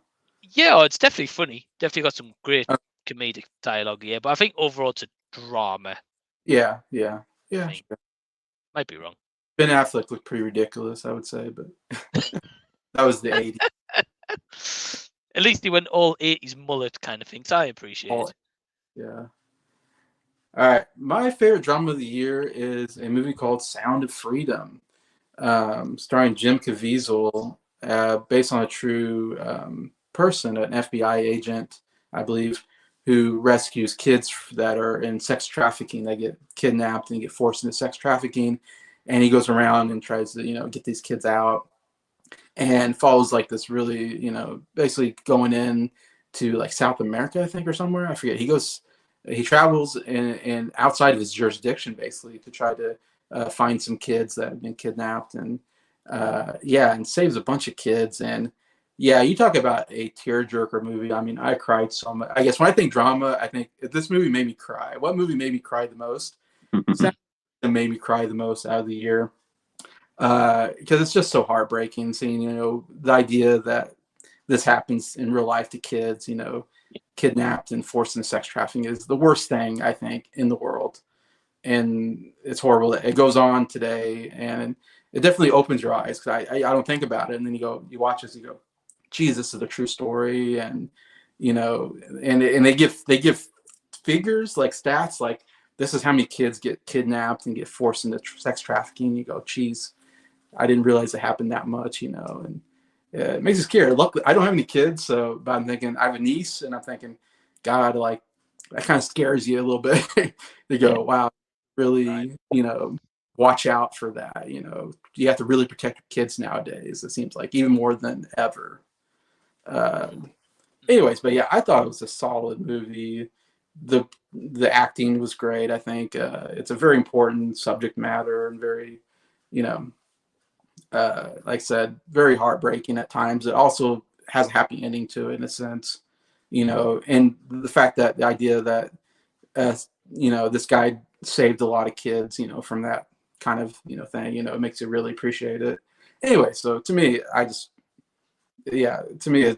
love this movie. It was, again, an almost underrated movie. I don't feel like it's talked about as much, because it wasn't like a big release movie. It didn't feel like, but it made pretty good money because it wasn't a big budget movie, and I think it made pretty decent money, that kind of thing. But I will say it's a hard watch movie, so I understand if someone's like, if you're like, I don't want to watch it, I'll be like, I totally understand. You have to prepare yourself for the movie in a sense. Yeah, I haven't seen it yet, but I've heard a lot of stuff. I definitely want to watch it. Yeah, I know Sin's seen it. Sin likes that movie. If she's in the chat. Let's see. Yeah, favorite drama, Oppenheimer. Yeah, that's the other big movie of the year. Barbieheimer. Yeah, Barbie the comedy, Oppenheimer the drama. Both come out. Both made tons of money. The two biggest movies of the year. I almost consider this more of a thriller. Yeah, I can see that. Yeah, both, I guess. Yeah. Sovereign seems a bit like posh Game of Thrones. Yeah. Yeah. Yeah, of course it's very English. Obviously, the manor. Like I love the manor, whatever we can call it. That on-set shooting was pretty crazy. Yeah, that place was wild. Yeah, that mansion was cool. I was like, I want to go there. That also had a memorable graveyard scene as well, I think. Definitely some memorable scenes there, Jason. Yeah. Sim just turned in. That's what we talked about. Just She loves Saltburn, really. She's all just having us on. she loves Saltburn. Yeah. Yeah, Air was pretty good. Yeah. yeah, definitely. Yeah, Sound of Freedom was good. Yeah, I knew Sin was a pretty big fan of that one as well. I remember the opening of Man on Fire showing stats on how many. Yeah, that's another one. Yeah, that Yeah, kidnapping. Yeah, in Mexico, and really quite shocking. Yeah, and great a lot, movie. especially. I mean, yeah, of course, a lot of it happens, in other countries. Like I think I want to say South Asia is really bad in that category. I think, but in this movie, even it talks about South America is really bad and all that. But yeah. Sure. Let's see. Yeah, for drama, it's close between Sound of Freedom and Society of the Snow, which I haven't seen that one, but favorite of the whole year is The Covenant. Yeah, we've been talking about The Covenant. Watch that one. Still need to see it. One Sin's been champion all years. The Covenant. Exactly. Jackson Breeze. Covenant was underrated. Yeah, that's another underrated movie. Yeah, that could be in that category. I thought it was a very solid movie. Yeah. Probably didn't get talked enough about. Yeah. What was I gonna say? Yeah, Society of Snow. That it's like I think it's about like a plane crash, and then I don't know. People have to eat each other to survive. Yeah. I'm I'm not into that, but it did get nominated for best makeup and best international film, so I might have to watch it at some point. But I'm not looking forward to it. All right, now we get to one of my favorite genres, and that is best action movie. And I think we got best action. So, I'm interested in seeing what you guys got. For me, for best action, I got Mission Impossible: Dead Reckoning. I got that. That was by far, I think, if we had a best stunt category, that would have been that too. Best stunts and all that, best action. So for sure, I think Mission Impossible is just one of those franchises that Tom Cruise has found a way to just take it to a whole another level. It's really true, gritty, real action, real stunts, and we like seeing it. And the stories and acting are just as gripping and as cool as the stunts. So yeah, Mission Impossible: Dead Reckoning, I think, deserves the best action. Yeah, that was my second most anticipated movie of the year after John Wick 4. So those are the two. Yeah, that's definitely a great pick. I mean, it was one of the big action movies of the year for sure. It got nominated for special effects, I think, and maybe sound or I think so, something like that, probably. Yeah, cool to see that I got into there. But yeah, what do you think, Mike? Yeah, my pick's also Mission Impossible: Dead Reckoning as well. Yeah. I can't really add much more than that. Yeah, I think for me, probably just because of the realistic stunts that Tom Cruise does, and it's all practical. I would say if it was the best action scene of the year, probably the John Wick roundabout. Yes. Scene. Yeah. But action scene, but action movie. Yeah, Mission Impossible. Yeah, I can agree with that. The scene in Jurassic, John Wick, yeah. Jurassic. Jurassic Wick, I say. He's got this fire gun that shoots fire or something. I don't know. And the whole scene is shot from the ceiling, and you're just seeing awesome. From room to room shooting people. I was like, oh, that was cool. But my pick for best action movie is Mission Impossible: Dead Reckoning Part 1. Nice. Sweep. It's a sweep. The first sweep. First sweep. We're all in agreement on this one. I'm a huge fan of the Mission Impossible series. It's one of my favorite action series of all time.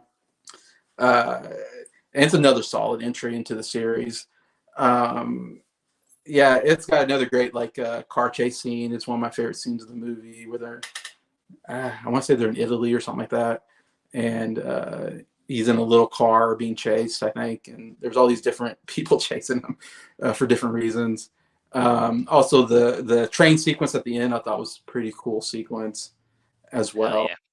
Obviously, everybody talks about the motorcycle jump scenes, like the big. Tom Cruise always has one huge stunt scene every movie that is the talk of the town. Is like, oh man, that scene, and everybody talks about that motorcycle jump scene off the cliff, which he really did like 3 or 4 times to get it right. And it's like, geez. And the guy's like 60 some years old, and it's like how much longer can this guy go? Well, they're making Dead Reckoning Part 2, so I'm like, how is he going to top going off a motorbike on a cliff? How can you top that? I know.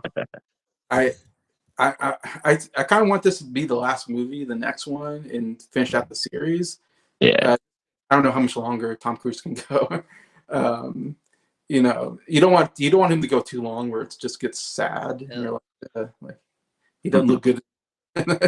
Jason, that man's going to go at 90-year-old jumping off cliffs. He ain't stopping anytime soon. That's very true. Well, they've announced the Top Gun Maverick sequel, so I mean, heck, he's going to have to go back in the planes practical again. So, oh yeah, you have to make that movie. That first one made so much money. It's like you got to make the second one. Oh yeah. But yeah. So we all agree that was. Yeah, cool to have a clean sleep though with all of us. That's cool. I know that was kind of fun. I was like, we haven't agreed on anything so far. I was like, that was cool. Like, Definitely. Let's see. Sin's talking about Society of Snow. Yeah, it was based on a true event that happened in the early 70s. Yeah, and they made a movie called Alive, which I haven't seen, but I've heard of. Again, yeah, it sounds like a rough type movie to me. Jackson really likes John Wick Chapter 4. Was his favorite, which that was a big action movie, made a lot of money at the box office. I think a lot of people like that movie. I was maybe, I know I didn't like it. I know Sin didn't like it. But yeah. I think visually, action wise, it was a treat. You know. Yeah, definitely great stuff. Series. I get it. John Wick 4, sorry, not sorry, right from the samurai opening fight. Yes, please. Good. Sin's in here. Wick 4. Low just a thinking. I think our Sin's two trigger words are Saltburn and John Wick Chapter 4. That triggers her when she hears those. I think she loved it really. Sometimes if I need a bit of energy in the middle of the day, I'll pull up the Scott Adkins club scene from John Wick Chapter 4. Yeah. Great scene. That's funny. That car chase sequence in Dead Reckoning was the best part of the film. Yeah, that was a fun part. Yeah, it was awesome. Yeah, it really needs to be a stunt category. Yeah, I agree. Tom Cruise will end up in space for a movie. Yeah. I think there's already been talks about that. Yeah, he talked about it. Gotta be. Imagine the stuff he could do in space. That would be awesome. I just feel like I'm gonna read in the paper Tom Cruise dies on set or something. Like you're like I totally get it. I saw He's one of the last action heroes we've got. So I know.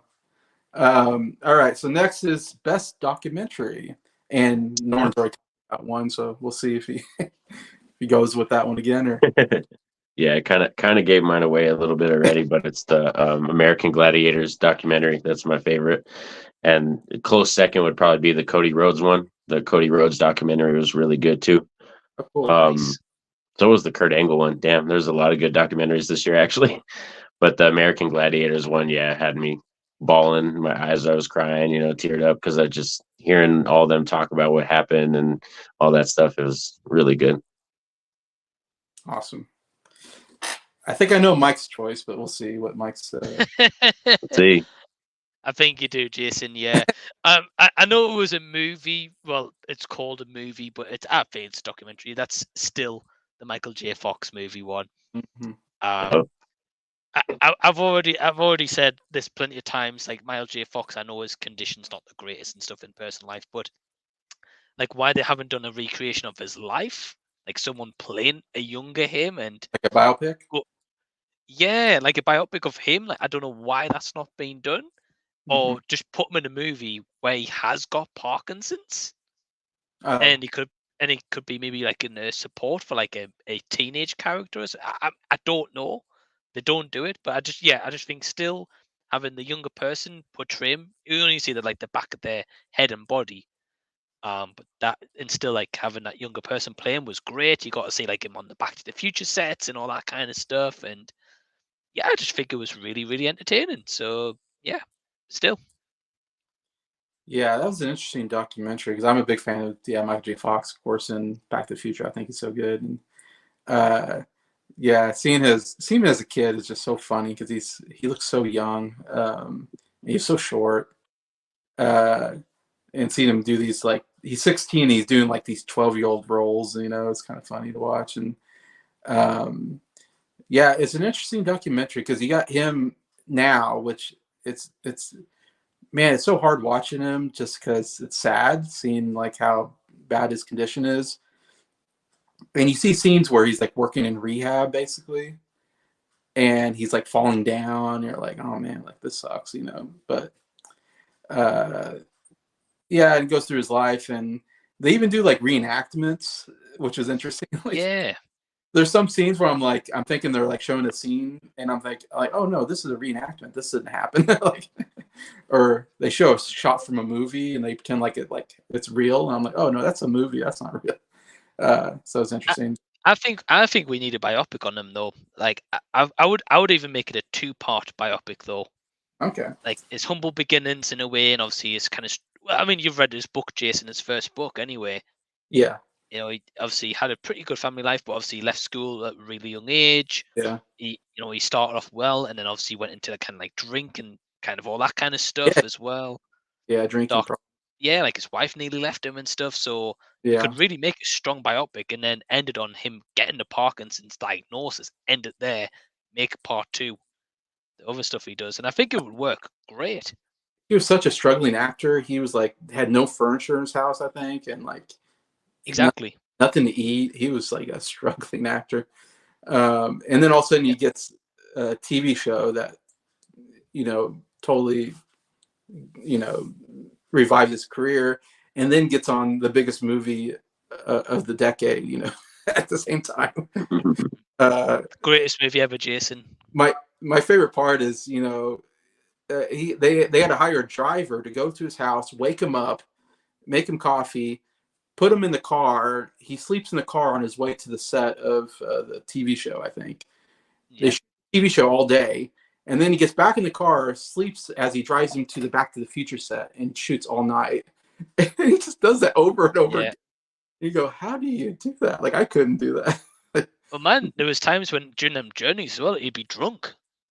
He'd Uh, get Back to the Future and he'd be like, "What's my line?" But it doesn't show in the movie, of course. But yeah, yeah, no, I'm not going to go into. I might make a separate video on this anyway. So I'm not going to go on yeah. too much longer. I'm really big on sports documentaries. I feel like I watch a lot of sports documentaries.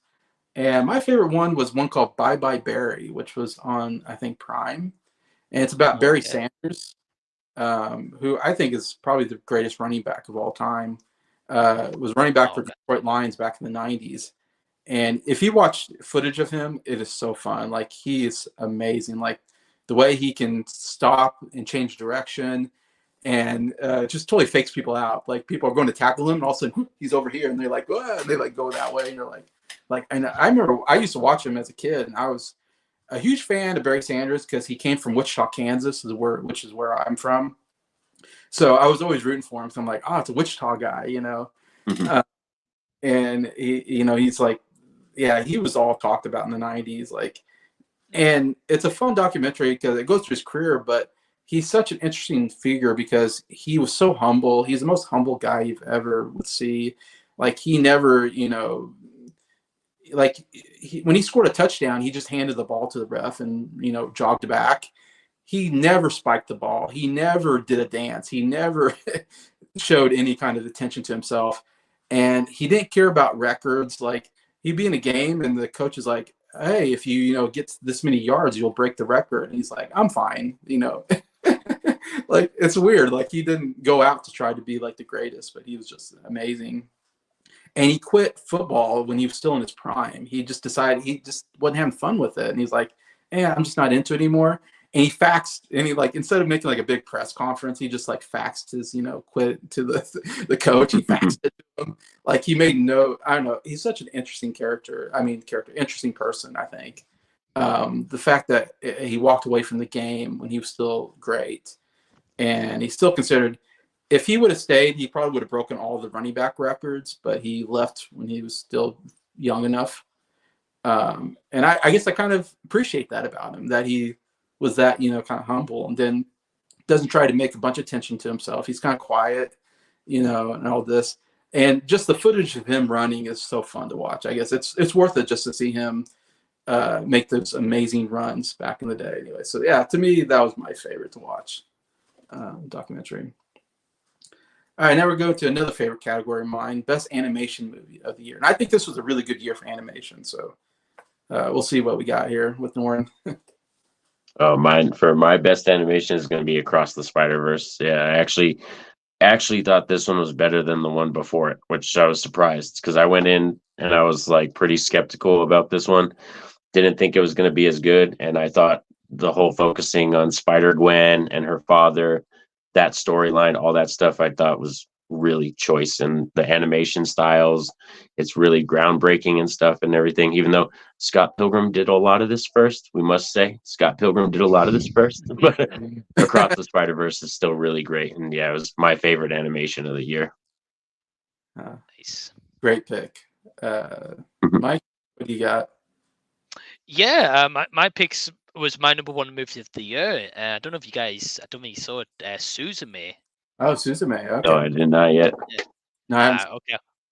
Okay. Like Makoto Shinkai is my favorite director. I own pretty much like all of his movies on steelbooks and stuff, and his special editions. Yeah, just a great movie. I mean, if a director can make an animation where you care about a chair, it goes to say something. Um, and yeah, just a really lovely movie. I saw it 3 times last year, and I've got them pre-ordered on physical media as well. So yeah, Suzume for me. Mm. No Ruby Gillman for us, I don't think. That's good. I am agree. I'm agreeing with Norin. Across the Spider-Verse was the best anime movie of the year. That one blew me away. I was like, the animation was so amazing. The story was great. I thought it was hilarious. I love the what's his name? The villain, the polka dot guy. Was he called the Dot or something? I now forget. Yeah, the Dot. Yeah. Played by Jason Schwartzman. He was hilarious, and yet became a really good villain. By the end, you're like, wow, this is like a really I've never heard this. This isn't like your classic Spider-Man villain, but at the end, I was like, wow, this guy's actually very powerful. Like I love how his character kind of evolved, and yeah, I just love stuff like he's stealing the ATM machine, and the guy's like, hey, what are you doing? He's like, hey, this is my first robbery. Don't make it hard on me. And I was like, and his back and forth with Spider-Man. But yeah, animation great, story-wise great, action, it was amazing. Yeah, it was definitely like wow. Like I thought Into the Spider-Verse was decent. This was great, like great. And I thought this was a good year for animation in the sense that I thought Teenage Mutant Ninja Turtles was a great animated movie. Mutant Mayhem. Yeah, that's true. That was my top 10 favorite movies of the year, along with Across the Spider-Verse. I thought Super Mario Brothers. I really liked that one too. That was a solid, I thought, animation movie that made tons of money and made the biggest animation movie of the year anyway. So there's a couple of choices there I thought that were really excellent. See, I forgot to look at the chat. Yeah, talking about Cruz. Yeah, Cruz. His mission is to die filming, I think. Jackson, I've literally seen no documentaries. Oh, dang. Oh man. Sin just saw one documentary, Gothics, which was good. Which I don't know that one. But No idea. That's cool. Jackson wants to see Still. Heard's great. Also, 20 Days Maripol. which is nominated for Best Documentary, and I think probably could win. But documentary sometimes that gets nominated for Oscars can be depressing. Right. I do like the more fun documentaries. I also enjoyed the second Spider-Man. Yeah, great movie. Jackson's is Boy and the Heron. Have you seen that one, Mike? I haven't seen it. I did. Yeah, I'll be honest. I wasn't huge on it. That's another anime kind of movie. Yeah. Yeah. A lot of people really liked it though, so that's cool. Right now, it seems to be head-to-head with Across the Spider-Verse for the Oscar, I think. Because Boy and the Heron's won some awards this season, and so is Across the Spider-Verse. So it might go between those two, but I hope it's personally. I hope it's Spider-Verse than that one, but I do have a feeling it'll be Boy and the Heron. Yeah, I think it might be. But anyways, it got a massive cinema run over here in the UK. Really? Boy and the Heron, man. Yeah, we must have been in the cinema for like 8 weeks. And I was like, wow, for like an anime movie of like that, I was like, that never usually happens unless it's like Spider-Verse. All right, next category. This is a fun category for me to do, and this is the worst performance of the year. Before we get to the best performances, I like to touch on, was there a performance you thought was really bad? Do you have one, Norin? All right, so my worst one of the year, mainly because I respect this actor so much, and then when I watched this movie, I was like, what the hell is he doing? I think he just did this for a paycheck. I really do, and that's Idris Elba in Luther, the Fallen Son. I just can't stand that movie, man. Like, it's this kind of rip-off, like, wannabe kind of 007 story thing, but it's a book series. Apparently, this is a really popular book series, and, like, they're trying to bring it to life and everything. But, yeah, I thought Idris Elba and Luther is awful. I couldn't stand that. Yeah, I wasn't big on that one either. Haven't seen it. I love Idris Elba. He's a great actor, but yeah. Yeah, he's great. He's great in a lot of stuff, and with just that, I was like, I think he just walked into that and half-assed it and gave it for a paycheck. Yeah. It was based. I mean, they had a TV show I think that he was in called Luther or something like that. Yeah. But yeah. All right, Mike. Is there a performance you did not like? Yeah, I didn't like the movie either, to be honest. But I had to look through Letterboxd and I was like, worst performance this year. Like, who gave a terrible performance? But I think it's also the movie. So it's a movie called What Happens After.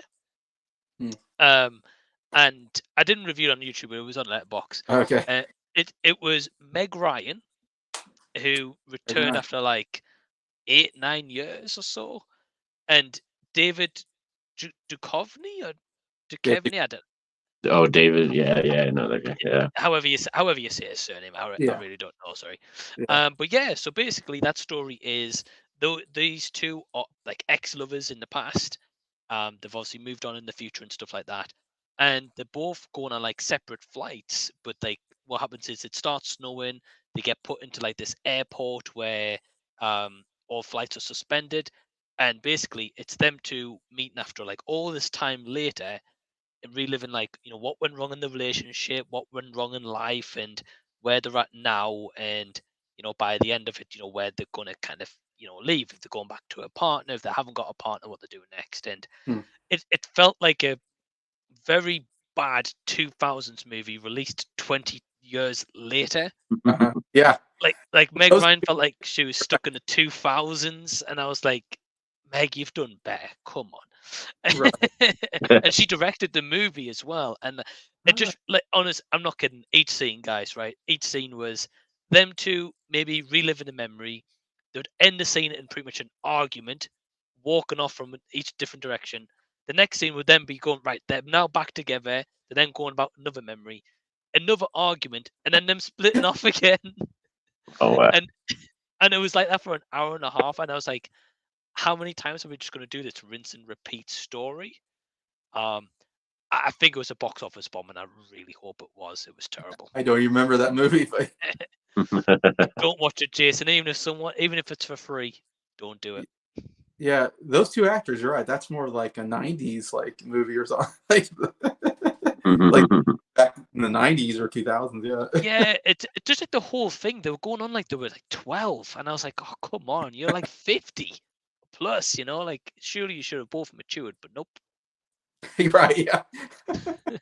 You're 50. Yeah, it was bad. It was bad.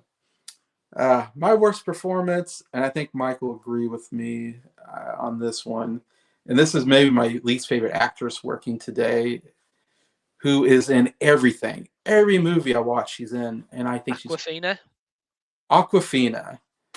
Yep.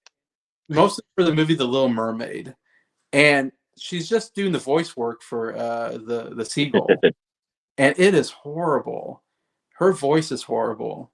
Her singing is horrible. It is the worst singing I've ever heard. It's just nails on a chalkboard singing, screeching.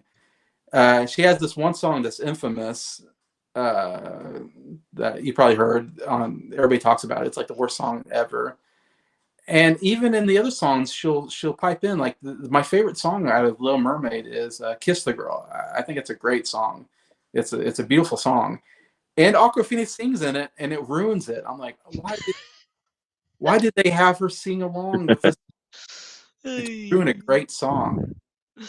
Hey, man. I've never been a fan of Awkwafina, and she is so popular. Like I said, she's in so many movies every year, and I just don't get it. And I think you agree with me, Mike. Yeah, she shows up like a bad rash. Best way I can sum it up. Yeah.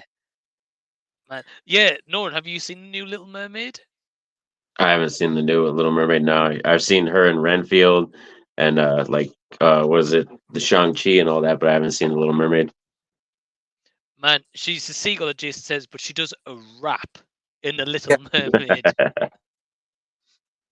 It's like, wah, wah. It's like this really terrible. Good impression, Jason. Yeah, it's awful. Oh man. And See that now she did a movie called The Farewell, and I heard that movie's meant to be like excellent, and she plays a serious part. So I do want to check it out. But yeah, until then, like I watched Migration recently. That's the new, is it Illumination movie? Yeah, I think so. Yeah. And she even had to show up in there for 10 minutes. I was like, what? Why? Hollywood loves her. It's like one of those things where it's like we need an Asian woman. Awkwafina is like #1 on the list, and so we put her in every Asian movie. And I'm like, her, like I can do without her. I don't know. That's just me. Yeah. Thank you, Jason. Thank you. Yes.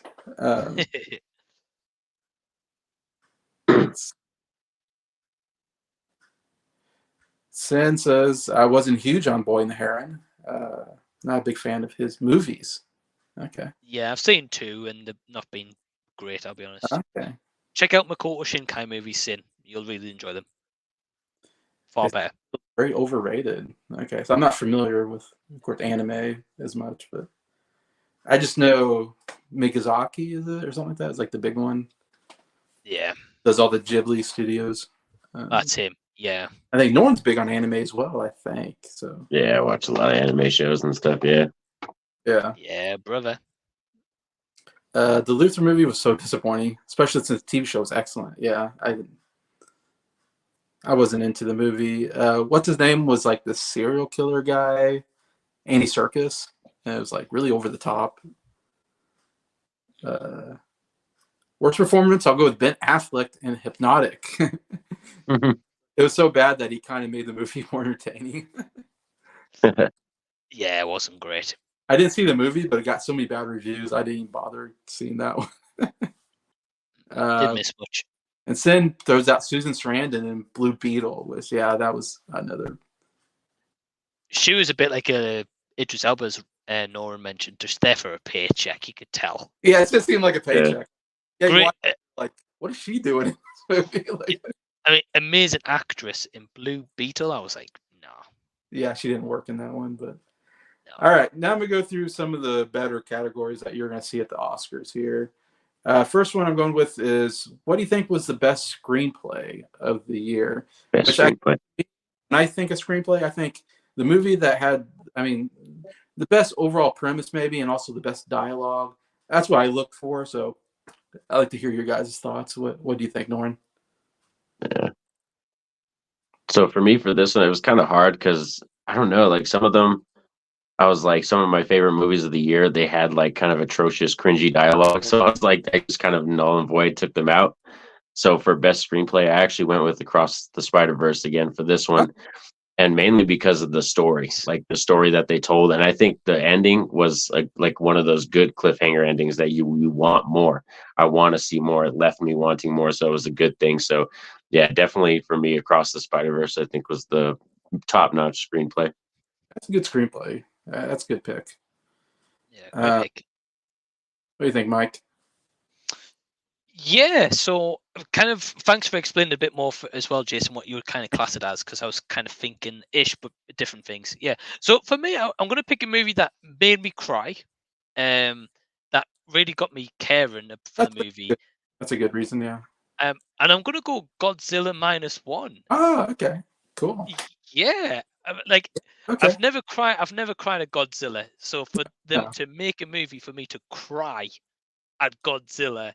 The characters, I actually cared what the characters were doing, what was going on, and I also liked the fact that they made the main guy having these nightmares, and like he was struggling to come to loss of the people who he's worked with, and through the wars, and his actions he did or didn't do, it haunted him through the movie. Right. Yeah. And I felt that was great. It gave him a reason why he was doing what he was trying to do against Godzilla. And yeah, Godzilla was a threat. As Nolan said, he wasn't a buddy cop with King Kong. Like in that new one, they're running together. I'm like, oh come on, man. So yeah, Godzilla -1 for me, I thought was really well done. Wow, cool. Solid pick. Nice pick, Mike. The second time we talked about that movie, yeah. Yeah, I get that. It's more character driven than the other Godzilla movies, for sure. Yeah, and I think just with like you said as well, Jason, like less than 15 million budget, and it's putting all these like 250, 300 million movies to shame. Right. Yeah. For, like such a small budget, Yeah. Yeah. Got an Oscar nomination, so. Well deserved. Yeah. Yeah. I think people will be rooting for that one for best visual effects. It seems like it's going to come down to that, and maybe Poor Things, I think, is also a big nomination in visual effects, if I remember right. And the creator, I think, also could get in there. But anyways, all right. Best screenplay for me was Past Lives by Celine Song, who directed both the movie.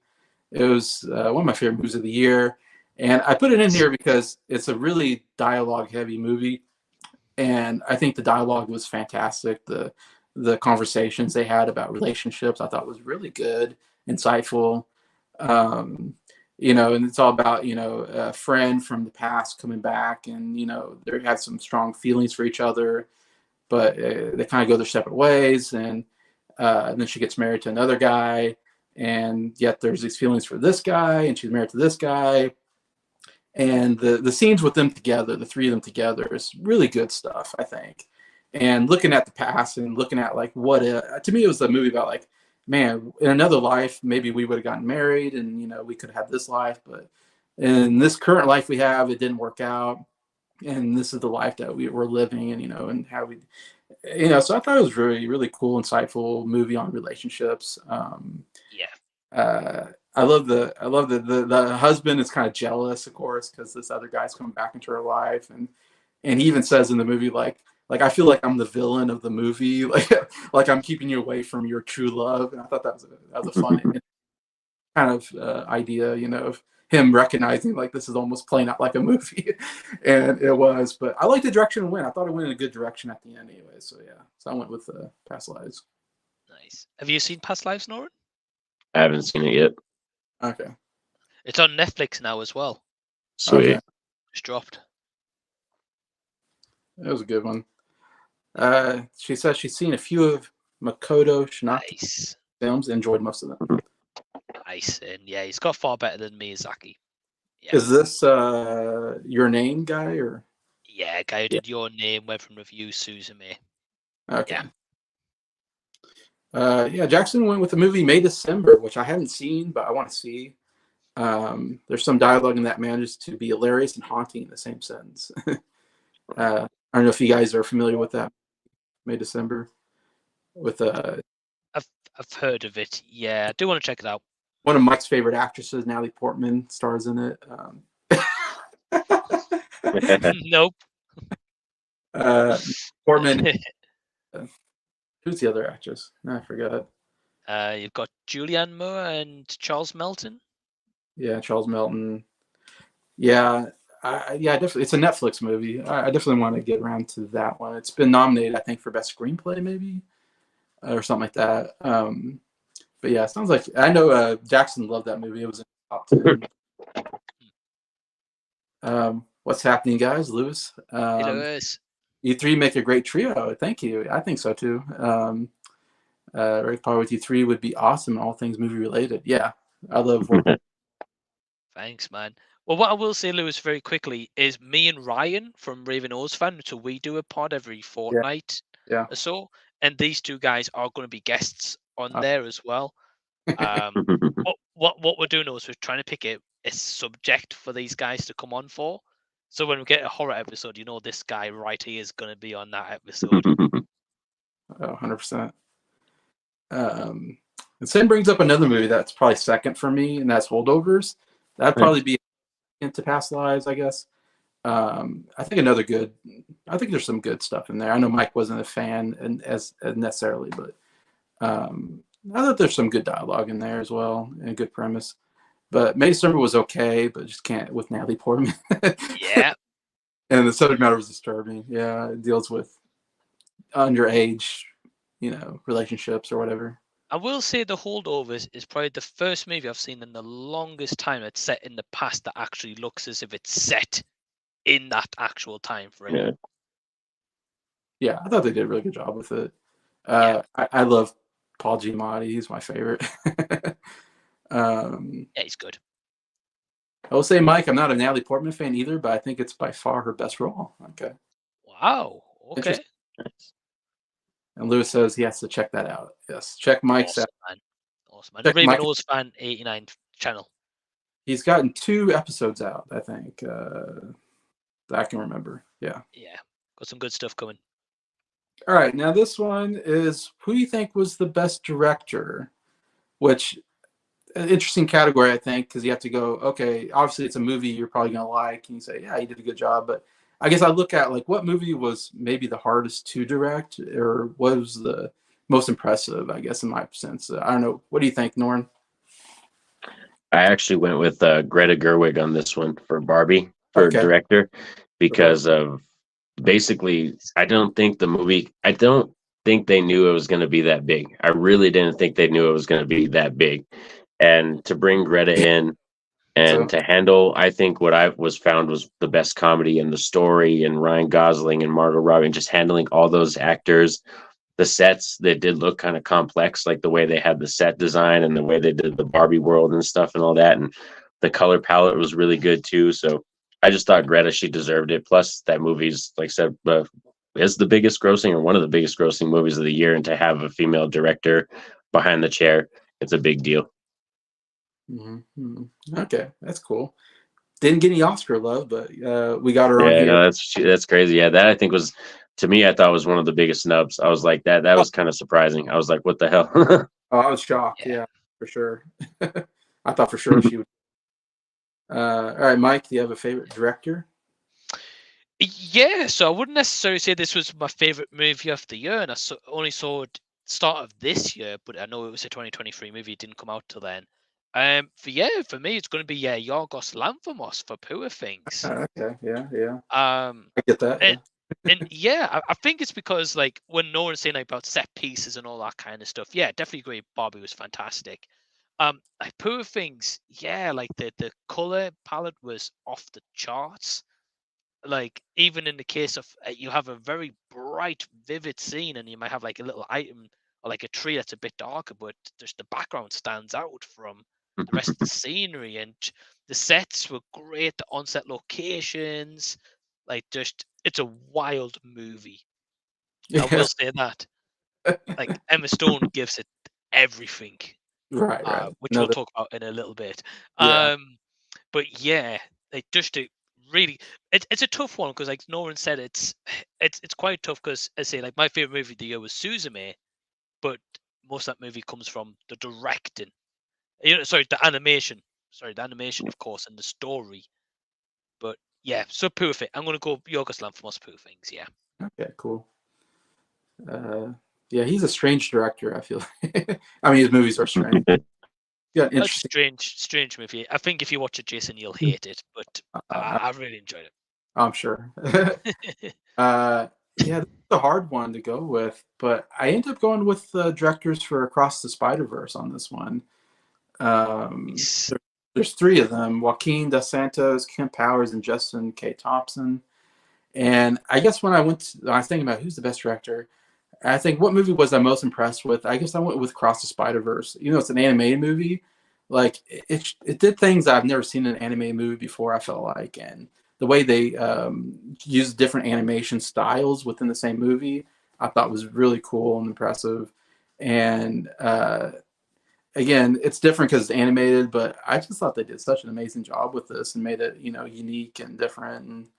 And so I had to give them credit for it. I thought they did a fantastic job with the movie, personally. Great pick for both of you. Yeah, those are all good picks, I think. Even though I haven't seen Poor Things, but yes, exactly. That's what I mentioned in my review. Oh, for the holdovers, yeah, it looked like some time period. Yeah, very well done. Sorry, all I stepped away, but yeah, he hadn't been commenting. Nice. Finished editing me and Mike's final the for time series. Oh wow! Yeah. Man, that's the gone on. 14th movie. It's done. I mean, Wow. that series has gone on just about as long as those movies. I mean, you've been doing that series forever. Yeah, and this was a big one. Christopher Nolan. Yeah, Chris. He's going to win the Oscar. I can tell you right now. He's the big winner. I think he will. Yeah, the same script I think would have felt completely different in hands of another director. I considered Christopher Nolan, and it's funny, we haven't really been talking about. I don't think we've been talking about Oppenheimer too much on the video. That's kind of the big movie that's going to be winning a lot of awards, and it's an okay movie. It's to me, it's kind of in the middle. Like, it's fine. It's got some good moments. The acting is great. I think, I think the direction is fine. And all that. I'm not the biggest Christopher Nolan guy, except for Inception. I think it's just a masterpiece movie. It is. It really is. Yeah. I think Inception won a bunch of Oscars. In my opinion, and Batman was great. He should have gotten some more Oscar love for those movies. But anyways, he's going to get it now. So I appreciate. I'm okay with him winning for this movie because I think he deserves an Oscar at this point. But anyways, yeah. Jackson says lots of furious jumping. Okay. I know what he's referring to. Mike gets it. I don't get that reference, but you'll get it when you see it, Jason. Furious jumping. All right, next we're gonna go with Best Supporting Actress. What was your favorite supporting actress, Norin? So for Best Supporting Actress, I went with Alyssa Sutherland from Evil Dead Rise. Oh, okay. I think because she's not the lead in this. I mean, she's the lead antagonist, but she's not the lead protagonist. But Alyssa Sutherland was fantastic from going from the caring, loving mama who has these children and they're, she just lost her husband and he left them and now they have to find a new place. She's kind of explaining all this to her sister and then all of a sudden she gets possessed by the book, you know what I mean? And to see what she does when she's in full on makeup effects and she's, going after her kids and her sister. Yeah. So I thought Alyssa Sutherland did a fantastic job in Evil Dead Rise. She all the makeup and scary looking. Yeah, dude. She looked. It's like she was really creepy, but still at the same time kind of cute. It was weird. Yeah. So you want me to describe it? It's wasn't it what are you doing? I'm thinking about which one of you to eat or something like that. It was oh my god, this is wild and crazy. I just saw the trailer and I was like, nope, that's not for me. All right, Mike, do you have a best supporting actress? Yeah, and I think this is probably going to come as a shock to some people. This one, Now, um, Melissa, no, what's her name? not at all. No, man, no. So for me, it's a movie I don't think's had any Oscar love at all. And I went into this movie thinking, am I really going to enjoy this one? And I walked out crying. I walked out really loving it, big smile on my face. The movie's Are You There, God? It's Me, Margaret, Oh, okay. and supporting actress Rachel McAdams. Rachel McAdams. Nice. Yeah, I think she did a great job. Of course, the whole movie centered on her teenage daughter Margaret, and Yeah. kind of her friends going through kind of starting to go into more teenage adulthood, so to say, for women.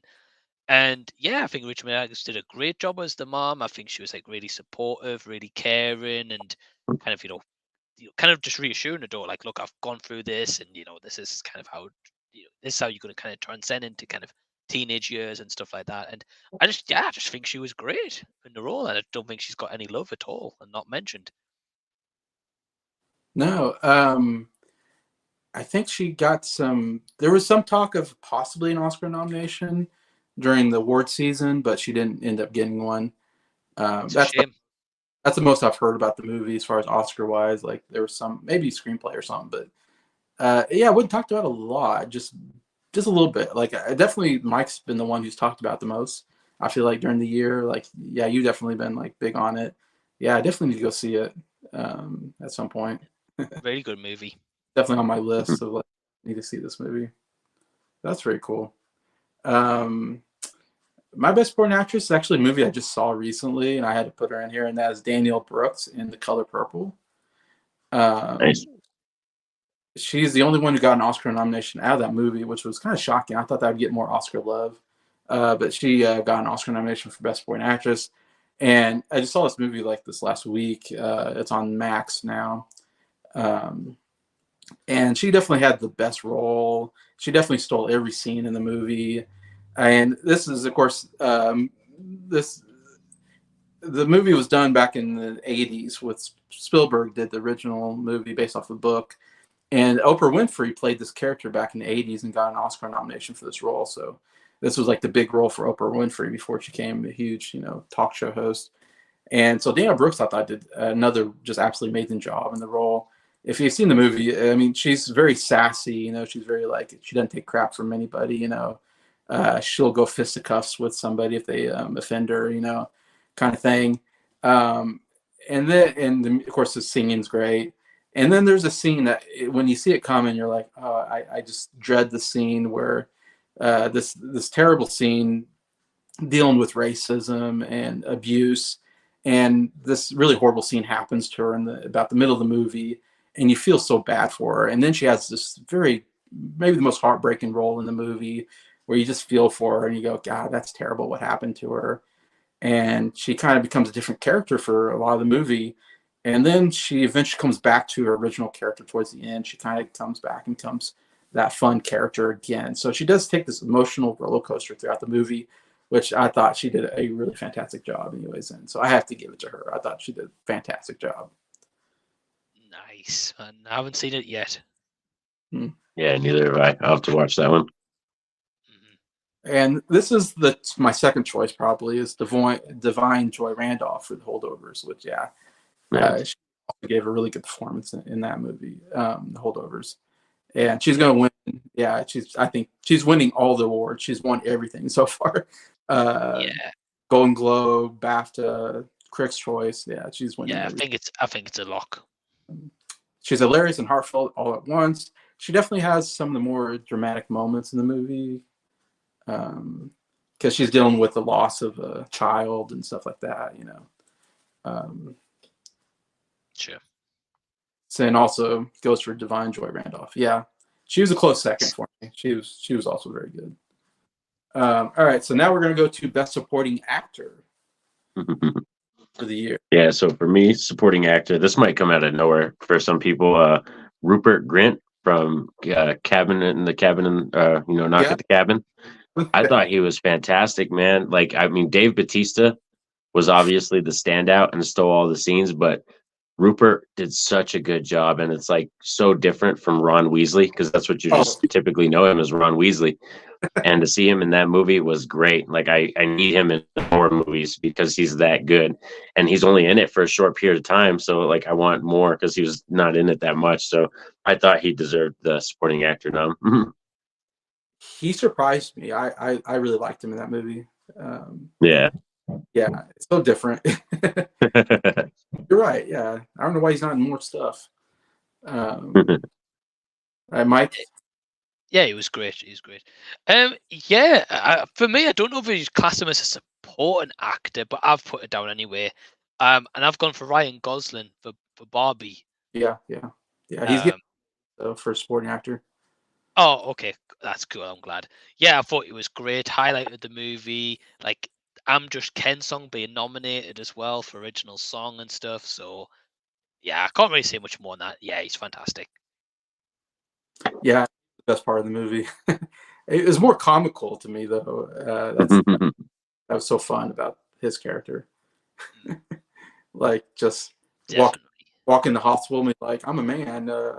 I can do this stuff. And I'm like, no, you can't. And anyways, gosh, my best supporting actor. This is gonna be funny. Because this to me was like, this is a big maybe surprise. Like no one's talking about this performance except for Norin, and that is Dave Bautista for Knock the Cabin. So I picked a different person from the same movie that Norin just. That's awesome. And I thought my choice I thought was kind of out there. I thought no one's going to be talking about this, and Norin throws in Rupert Grant, which I know. But, like you're right with me on that one. But I seriously thought Bautista was fantastic in this movie, and surprised me because I was a big fan of him as a wrestler back in the 2000s. He was one of my favorite wrestlers at that time. And we talk about wrestlers turn actors. Obviously, Dwayne Johnson's number one. Like he's an incredible career out of movie making. And then number two maybe is John Cena. I think he's done a pretty good job out there. Dave Bautista is really number three and probably coming up close to number two on my list of favorite wrestlers turned actors. And I almost never would have thought about Bautista. I can see Dwayne Johnson, John Cena, I think are much more, their characters in wrestling were more charismatic or whatever. I don't know maybe I'm wrong. I don't remember Bautista being like this big character actor, wrestler. Yeah. And so when he went into like I was kind of surprised, Bautista out of everybody, and he surprised me how good he is in movies. Obviously you're like, oh, he's going to be in action movies because he's 6'5" and he's like totally jacked. So you're like, yeah, action movies make sense. But then he surprised me with Guardians of the Galaxy, where he's actually really funny, and he's probably my favorite character in Guardians of the Galaxy. I love Drax. And they did make him a very, like, at first I was like, wow, they make him like a real jokey character. As the series went on, they made him more of a goofball. I kind of love it though, because he makes me laugh probably the most out of anybody in that series. So I kind of got on board with Drax. Is like, oh, this guy's so funny. And so I'm like, man, Bautista's just perfect in that role. And then he does Knives Out, the Glass Onion. And he was hilarious in that movie. And I thought, wow, so it's not just a one-hit wonder with him. I thought he was great in that one. And then we get to Knock at the Cabin, and I've never seen him do a serious role. And this was a totally serious role. And I thought he was great. Like, I'm like, there's no love for him, of course, in the but he really surprised me. I thought, because like Norin says, because he really carries that movie, I think, Bautista, because he's in the whole movie, unlike Rupert Grant, has a really good moment, and then he's gone without saying what happens. But Bautista throughout the whole movie, it's like, here's this guy, he's huge, and yet it's like he's doing what he doesn't want to do. He's like not a bad person. I think he's doing everything he's doing for good intentions, but he's doing some bad things, I would say, in a sense. And and the way the whole movie ends with him, it's just like I was like, wow, I'm impressed. I thought I want to see more Batista. I think he can be a really good actor based off of this role, in my opinion. Yeah, I agree. So that's one we've all seen, so we all kind of agree on that one. Yeah, Sin's agreeing with you. Rupert was great in Off the Cabin. yeah. Yeah, and again, Jackson going with the guy that's probably going to win the Oscar, Robert Downey Jr. in Oppenheimer, Yeah. which I love Robert Downey Jr. I hope he wins because I think just because I think Iron Man is one of the greatest characters in cinema, Tony Stark. So I'd love to see him win just because I thought he did such a great job with the whole Iron Man series. But anyways, yeah, and he was good in Oppenheimer, I would say, but I think he definitely deserves it. Yes, and Batista, the Beast. Oh, now he's going to change his answer. Yes, convinced him. Yeah, I agree. It's the best work he's done. Never saw it coming out of him either. I think Batista's best wrestler actor transition quality wise. Cast him as Marcus Phoenix in Gears of War. Yeah, that'd be awesome. Yeah, I agree. I think he's probably the best quality wise as well. I think he's got the most movies. It's a good movie. Oh yeah, he's great in Blade Runner 2049. He plays Sapper. He's great. Yeah, he's in that one too. He was in Spectre, I think, and James Bond. Yeah. Right. Yeah. I agree. Yeah. All right, now we're going to best lead actress. Lead actress, yeah. And then because I gotta pick up the kids in about 15 minutes. Jason, do you want me to rattle off the rest of mine? Yeah, go ahead. All right. Off. So we're gonna start with the best lead actress first, and I'm gonna give that to Cassandra Nod from Influencer, which I'm shouting her out basically because this is her first movie, and for her being a femme fatale lead antagonist, oh my god, like she commands the screen. I mean, it helps that she's freaking gorgeous, but she commands every screen, and this is her first lead role, so I was just blown away. And she was also in It's a Wonderful Knife. She was in there, but it was more like just a cameo type thing. But yeah, her and Influencer, definitely my favorite actress of the year so far. And then, or from last year. And then best lead actor, that was the next category. I gave that to Ryan Gosling. Hilarious, Ryan Gosling. Plus, I'm a sucker for him anyway. He's one of my favorite actors right now in the game. Like anything he touches, anything he does, I pretty much love it. Yeah. And then our last category, the champion category, is best movie of the year. And I gave it to Godzilla -1 because, man, that was just phenomenal. I absolutely ate that up and was one of the best experiences. And I can't wait to take my son to Godzilla X Kong. Like, he's going to love it because Godzilla -1 had us all crying.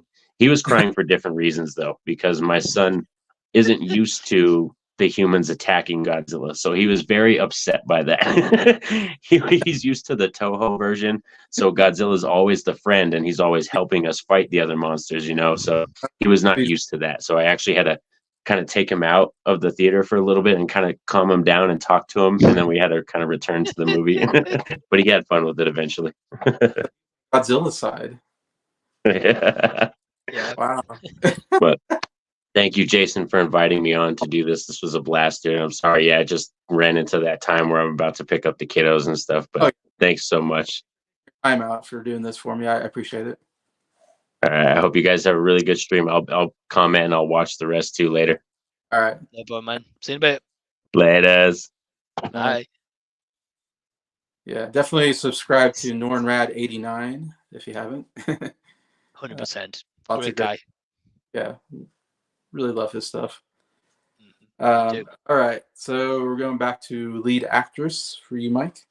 Lead actress, yeah, man. So for me is Emma Stone. I was just got to be Emma Stone. It has to be. But you know, Jason. Like, don't get me wrong, dream come true. That's all I'm gonna say. But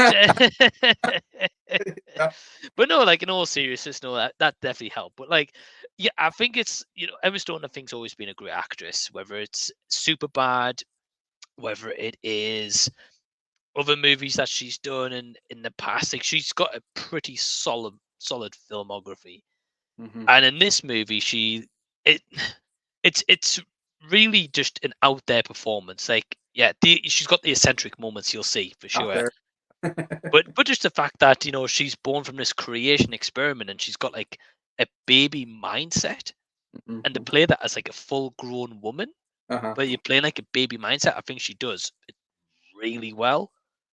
And then like as she goes on, she obviously starts to learn. I don't want to spoil it because you've not seen it, but like just the performance I think she gives is a very different performance because obviously it's a weird movie. But I think she does a terrific job, like different than what I've seen her do before. So I think to do that from going, say, from people knowing her from like Superbad or like Easy A and stuff to Poor Things is a massive transition. So yeah, Emma Stone for me. Would you call it a comedic role at all, or? Yes and no. Okay. Yeah, so there's definitely elements of comedy, and it makes you laugh, like what she does. That's what and I've heard. again, the furious jumping and stuff, like you'll get it when you see it. But yeah, definitely comedic role, but also like a role where you feel sorry for a character and feel sorry for her, and you just want to see her, kind of develop, so to say. That's all I'll say. It's tough to talk about without spoilers. Right. Yeah. Yeah. I knew that was going to be your choice. I say I think you'll not like the movie, Jason, knowing your movie taste, but I think you'll appreciate her performance. I think. Yeah. Okay. Cool. All right. I'm going with a different Stone, and I'm going with Lily Gladstone for this performance in Killers of the Flower Moon. Nice. And it's interesting because this was not a movie that I particularly cared for. It's Martin Scorsese. It's too long. It's 2.5 hours, 3.5 hours, or whatever. It's a bit of a slog to go through. But Lily Gladstone, who plays kind of lead actress, and she's nominated for an Oscar as well. I think it's going to be good. It's going to be either Emma Stone or Lily Gladstone, probably for the best actor, which is kind of funny. Two people with stones in their last names, but her performance is not as showy as probably like Emma Stone's is. I'm guessing it's a little more showy, if that makes sense. I feel like Lily Gladstone's a little more subtle, maybe, but she's carries the movie. I think a lot of the emotional moments because it's a lot of the movie deals with tragedies that happen in her family that she has to deal with, and she's being manipulated a lot in the movie by other people, and she's going through a lot in that movie. But I think at the end, though, I thought she gave a really solid performance, and it's pretty cool because she, not a known actress, this is the biggest thing she's ever done, and so I kind of rooting for her just because she seems like an underdog story. Well, Emma Stone's already won an Oscar, so I was like, I'd love to see Lily Gladstone get one. It'd be good. You love seeing those people that like aren't Hollywood people get it. Because like it'll really jump their career. Like Ki Kwan last year, it was kind of cool seeing him get it. Brendan Fraser, it's cool seeing Brendan Fraser get it because it was like he was a forgotten actor. So though I think Emma Stone right now seems to be the front runner in the category. She could get her second Oscar for the role. But yeah, I thought Lily Gladstone gave a really solid performance in Killers of the Flower Moon. That's awesome, Jason. Yeah, I've heard she's great. It's funny how your pick's a movie I've not seen, my pick's a movie you've not seen. I know. Yeah. So exactly. But yeah, I've heard she's great. And Jackson agrees with me. Lily Gladstone for Jackson as well. Though, yeah, Emma Stone will probably get it. I think it's gonna be we'll see because the SAG Awards I think are coming maybe here this next week, and so we'll see if they go head to head, and who wins the head to head battle there will definitely give the momentum into Oscars. So we'll see.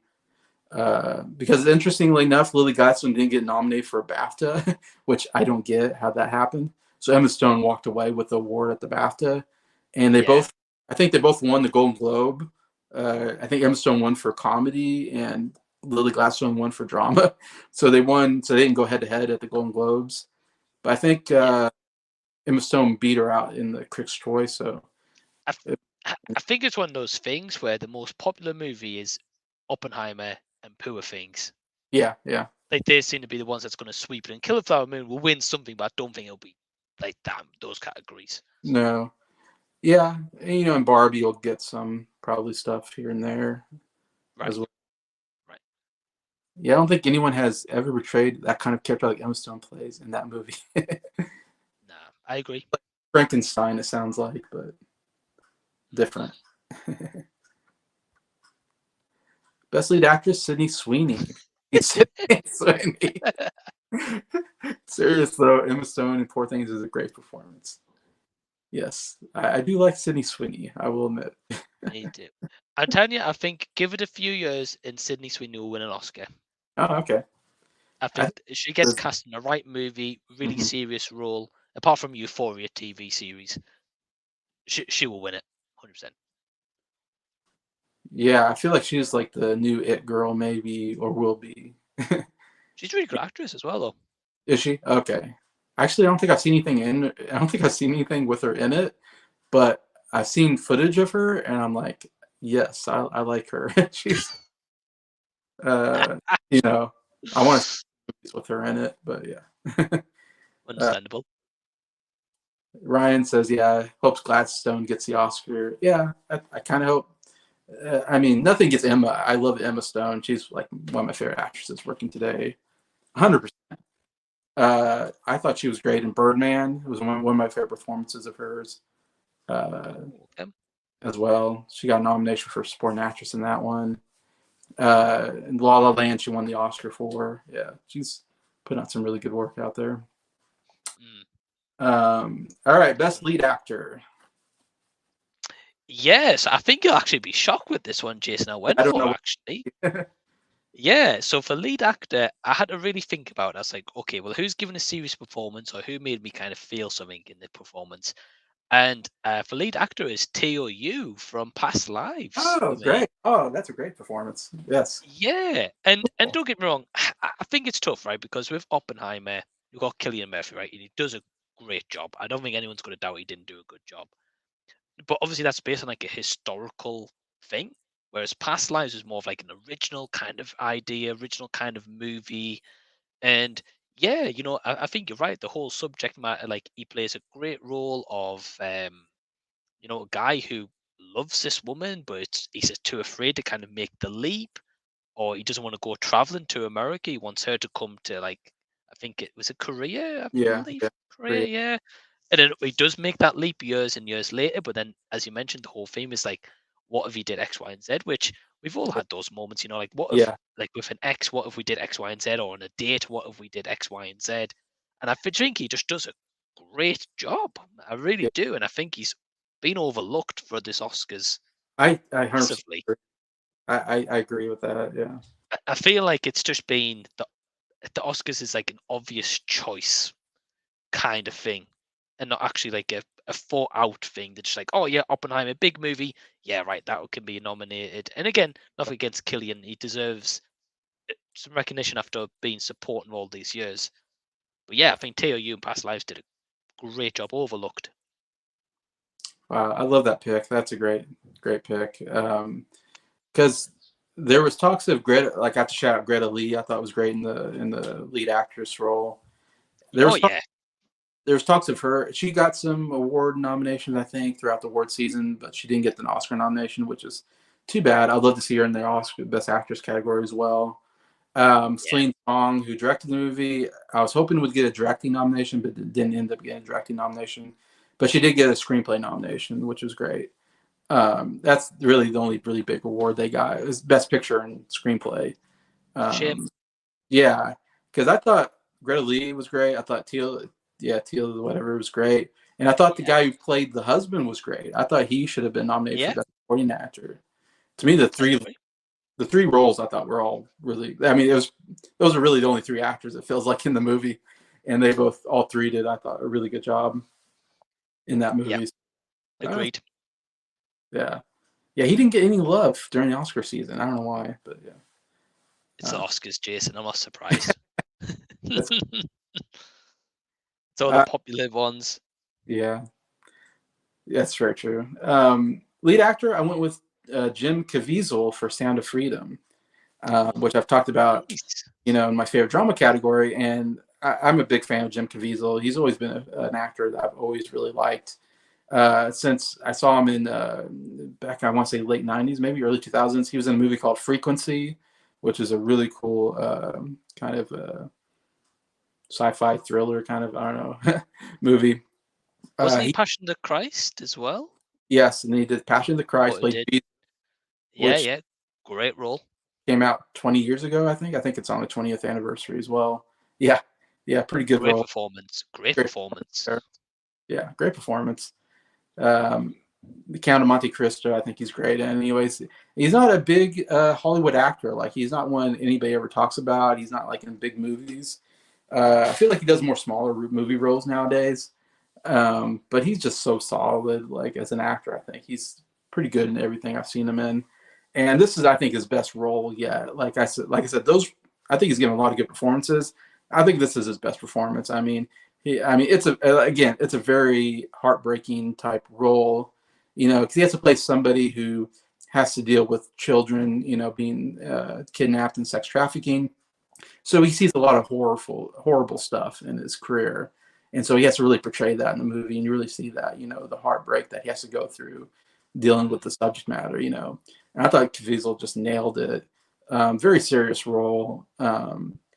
And the heights that he goes to rescue these children are just, really great. And I thought, Caviezel, too bad he'll never get recognized, but man, I thought he did it's just an amazing job here, in my opinion. That's a great pick, Jason. Yeah, I've not seen Sound of Freedom, but I definitely want to, though. It's on my list. Yeah. Check out. And I thought Killian was great in Oppenheimer, and Giamatti. Yeah, those are the two that I think it's going to be either Cillian Murphy or Giamatti right now. I'm not sure which way to go, because my gut says Cillian Murphy, but because it's probably the best picture role, and it's more serious than Giamatti's was more comedic, but I would say, and I think Cillian's got it. I think Cillian Murphy he's another guy who's not a big Hollywood guy. I feel like he doesn't ever get lead roles really. I don't think, like, to me, but he nails it every time he's in a movie. Like, to me, I first saw him in Batman Begins, and I thought he was like probably the best part of that movie as the Scarecrow. He was great. Oh, it's fantastic. And I was like, who's this guy? Like, I want to see more of this guy. And so he's one that, anytime he's in the movie, I'm like, oh, I'm into this. He does a lot of Christopher Nolan movies, like Inception. He's in Batman trilogy. He's in, and I think he's in Dunkirk as well. Yeah. So he's kind of a Christopher Nolan. So I'm so happy for him to get a lead role like this and get recognized for. I think he's had a great career as an actor. But yeah. Yeah, I think he's taken it. Okay, yeah. If I had to throw in a wild card, I would go with Joe Edgerton for Mastercard. I don't know that movie. It's an insane premise for a movie, but his performance does so much to actually make it work. Okay, I don't know that one. Okay, I don't think I do either. Okay. I think I've heard of it. I've heard of it, but I've not seen it though. I don't think I've heard of that one. Interesting. That's cool though. It's good. I'll have to keep an eye out for that one. I like him. Yeah, he's a good actor as well. All right, now it comes to the granddaddy of them all. What do you think should be the best picture of the year? And you probably talked about on your channel already, but we'll mention it again. Well, I think you put this down as best movie. Yes, best movie. Yes. Okay, good. Well, I took it as best movie, so for me, I put Suzume. Again, it was my favorite movie of the year. So for me, so when you said best picture, I was like, well, I'm guessing favorite movie of the year. Yes. So I think it's tough. So Suzume for me, probably best movie of the year was my favorite, definitely. I'd say in terms of picture though, probably Poor Things. Poor Things in a way for best picture, but yeah, best movie Suzume for me. Yeah. All right, so that was your best animated movie as well. So yeah. Yeah. I wonder if that was the one. Yeah. So Suzume, interesting. Yeah. I don't know if that's talked about a lot. I don't know much about it. To be honest, I don't know anything about it. But nah. So the Suzume like had maybe a 3 or 4 week run maximum in the UK, whereas that Boy and the Heron had like double that. Right. I don't know why. Don't ask me why. But yeah, I feel like it's not being talked about a lot unless you're into anime and you love Makoto Shinkai. Then you'll go out and see that movie. You know. Yeah, it's interesting because I think it got nominated for maybe a Golden Globe or something like that, but then it wasn't in. It didn't get nominated for a lot of the other award shows, and then missed out on the Oscars, which I was kind of surprised. I thought it would get an Oscar nomination. I wish. Yeah, the Oscars was kind of strange. I mean, yeah, he had Across the Spider-Verse in there, which is great.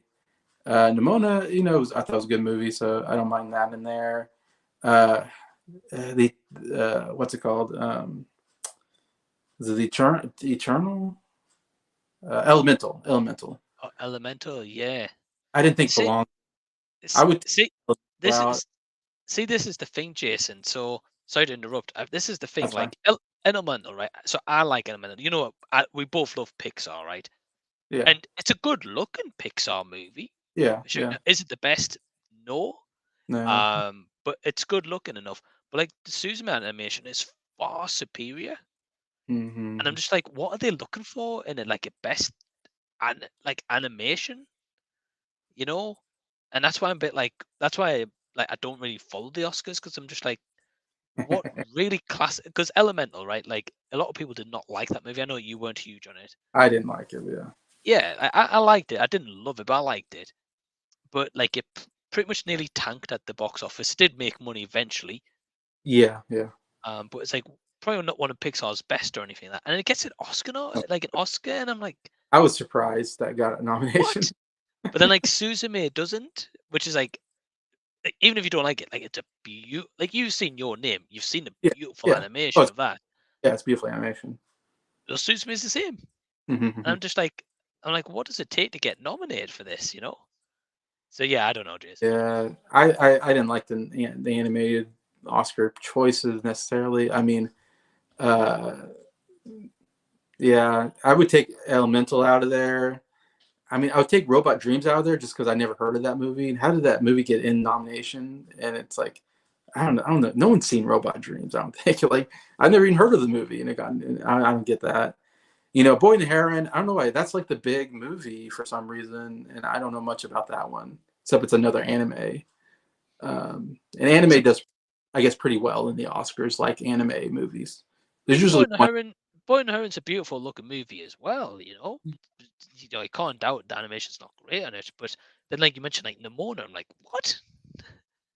Right, that's Netflix. How does that get a nomination for being? I don't know. Yeah, surprised with that one as well, getting in there. I personally wanted to see Teenage Mutant Ninja Turtles get in there. I was kind of disappointed that didn't get in there. Yeah. Wow. Susan? Turtles isn't in there? No. Wow. No, it's Boy and the Heron, Across the Spider-Verse, Robot Dreams, Nimona, and Elemental. Yeah. I think it's a weak category because, like I said, yeah, Teenage Mutant Ninja Turtles is great. I think Super Mario Brothers is good and didn't get in there. And then you say Suzume is your favorite movie and didn't get in there. So I feel like there's some better choices there. But anyways. 100%. 100%. What about you, Jason? Yes, best movie. And I've talked about it many times. And yeah, it's The Sound of Freedom was my favorite movie of the year. It's between that and it's funny. The two movies I probably talked about the most is Sound of Freedom and Across the Spider-Verse, which those are my top two favorite movies of the year. It's like, and I said in my reviews, or my best of movies, it's funny. Across Spider-Verse was probably the funnest movie for me, while Sound of Freedom was the most emotional movie for me. So I went with the movie that made me more emotional because I feel like that movie made a more effect on me overall because I was affected emotionally by that movie quite a bit. Now, if you're saying, hey, do you want to watch Sound of Freedom tonight or Across the Spider-Verse, I'd go, give me Across the Spider-Verse. I want to watch that tonight. I don't want to watch Sound of Freedom. Right. Right. So it's a weird choice, but yeah, I'm like that was the movie that affected me the most, I guess. So that's why I put it number one. Like I said, Jim Caviezel, favorite actor, favorite drama of the year. Well, Across the Spider-Verse had my best director and best animation, so it kind of came close to that. It was definitely, it could go either way, but I went with Sound of Freedom. Like I've talked about it before. It's just an emotional movie that will get you feeling. You'll feel stuff during that movie, you know. Great pick. That's why I went with that one. Hey, great pick, Jason. Thank you. Ron Swells, I think, is throwing us for a loop here by saying Exorcist Believer. Wow, man. I never knew you loved it that much. Yeah. And then he says, just kidding. Yeah. Definitely. Yeah, Jackson, you've been talking Oppenheimer a lot. I think you had it for best actor, best supporting actor. I think you had best drama, best director. If I'm not mistaken, last time I think I heard from Jackson, last year he watched Oppenheimer 3 times. 3 times. Wow. I think by now he's probably watched about 10. I don't know. But I know he Like, watched quite a bit. that's like is that a 3-hour movie? It was long, if I remember right. Jackson, if he could, would do a 24-hour marathon. Start at 12 midnight, 3 hours, every 3 hours playing it. Wow, yeah. Yeah, that was his favorite movie of the year. I remember that now, yeah, when he did his top 10. Yeah, it is for a lot of people. Yeah. That's crazy. Elemental got nominated, not Susan. Yeah. It's almost like an obligation to have. Yeah, it is. They usually have at least a Pixar usually it's Pixar, even more than Disney Animation. It's like the John Williams one for the music for Indiana Jones. Oh my gosh! And I know in your contest, Jason, I picked him because I'm like, how old that guy is, they're gonna give it to him. Surely for like how he's still here, they're gonna be like, right, we'll give him another Oscar. I think I've had 4 people enter in my contest, which I should plug. Check out my Oscar predicting contest and make your predictions, and you can enter in, and you know, I say prizes up for grabs. There's a prize, but I mean it's not money, but it's a prize you can get. And there's only 4 people right now. It's a good chance. But yeah, predicting 20 of the categories basically. And you know what? Like out of the 4 people that I think entered in, most of them said Indiana Jones for the score. I think everybody's on the same page. Is like we're gonna give the John Williams because this is his last movie probably. Who knows? The guy's in his 90s. I don't know what. The guy's been nominated over 50 times. It's insane. Like he gets nominated every time. Every Star Wars movie gets a nomination. Like I think every time he puts out a Star Wars movie, it gets nominated for best score. And Indiana Jones, Harry Potter. I mean, it's just like everything he does gets nominated. So it was kind of funny when it's like Indiana Jones. Are you kidding me? Another score. And I don't even remember the score, so I don't know if it was that great of a score or not. But it's one of those, Jason. Again, Oscars. It's like an obligatory thing. Be like, right, yeah, John Williams, let's put him in. It's like he'll win it as well. He said if it's going to be his last movie, they'll definitely going to give him it. It's like Meryl Streep. Every time she's in a movie, it's like, oh, best actress, and it's like, really? Yeah. Not every movie is Meryl Streep's best movie, but last year, Mad God was my favorite movie of the year. Unbelievable animation that took 30 years to make, but he didn't get nominated for best animation. Mad God. Yeah, it's a stop motion horror animation. Horror. Which I haven't seen it, Jason, but I've actually heard like everyone who's seen it said it's great. Okay. Obviously, if it's horror, you probably would like it. It's stop motion, but animation horror. That's a weird combination. Definitely on my list, Jackson. Definitely on my list. 4 times. I've seen B5 IMAX recently. Oh wow. You're the guy that made it the big movie then. I definitely enter in your contest. Yes. Yeah, you can go onto my community post that I posted and comment on there. I think most people have been commenting on there, replying on there for it. I also made a YouTube video explaining the contest, and you can reply to that video as well. I would say those are the 2 main choices. Or if I'm on if I've got you on Facebook, you can message me on Facebook too. Or, Awesome. or put your list after this video. I don't care. I'll take it.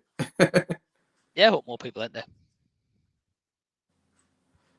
Yeah, I need more than 4 because I feel like it's not much of a contest. If you're like like you have a really good chance of getting in the top 3.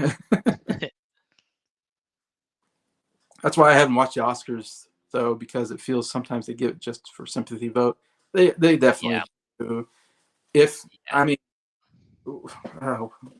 what's her name? Well, the actress that won Best Supporting Actress last year for Everything All at Once baffled me. Was it Jamie Lee? Yes, Jamie Lee Curtis. And I've heard a lot of people say the same thing. Like, that was not her best performance, and she won an Oscar for that movie. But I think she's been in the industry for so long. People like her, so they gave her the Oscar. It's like whatever. Right. Agree. John Williams is GOAT. Yes, he is. But score is not better than Poor Things in terms of originality. Okay. I agree. Yeah, Poor Things is in there, and Oppenheimer's in there for score, I think. I think American Fiction's even in there. Zone of Interest score should definitely be nominated, by the way. Okay. I don't know if it was. It's definitely an interesting score. I'll say that much. I don't remember if that got nominated for that. I don't think it did it? Did it get nominated for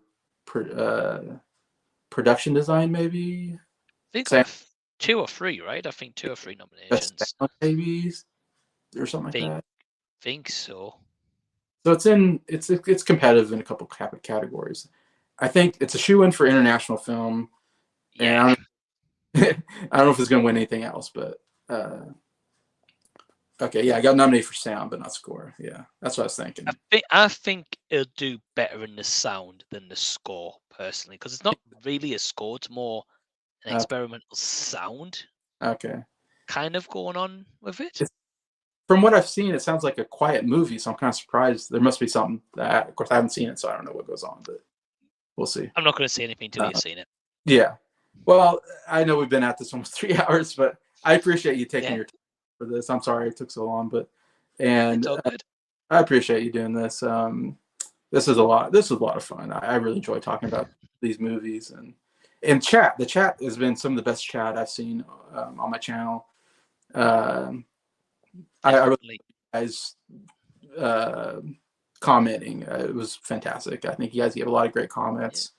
Yeah, thank you guys watching along and comment with us and tell us your picks as well. Yeah, it's been really interesting. Yeah, thank you so much.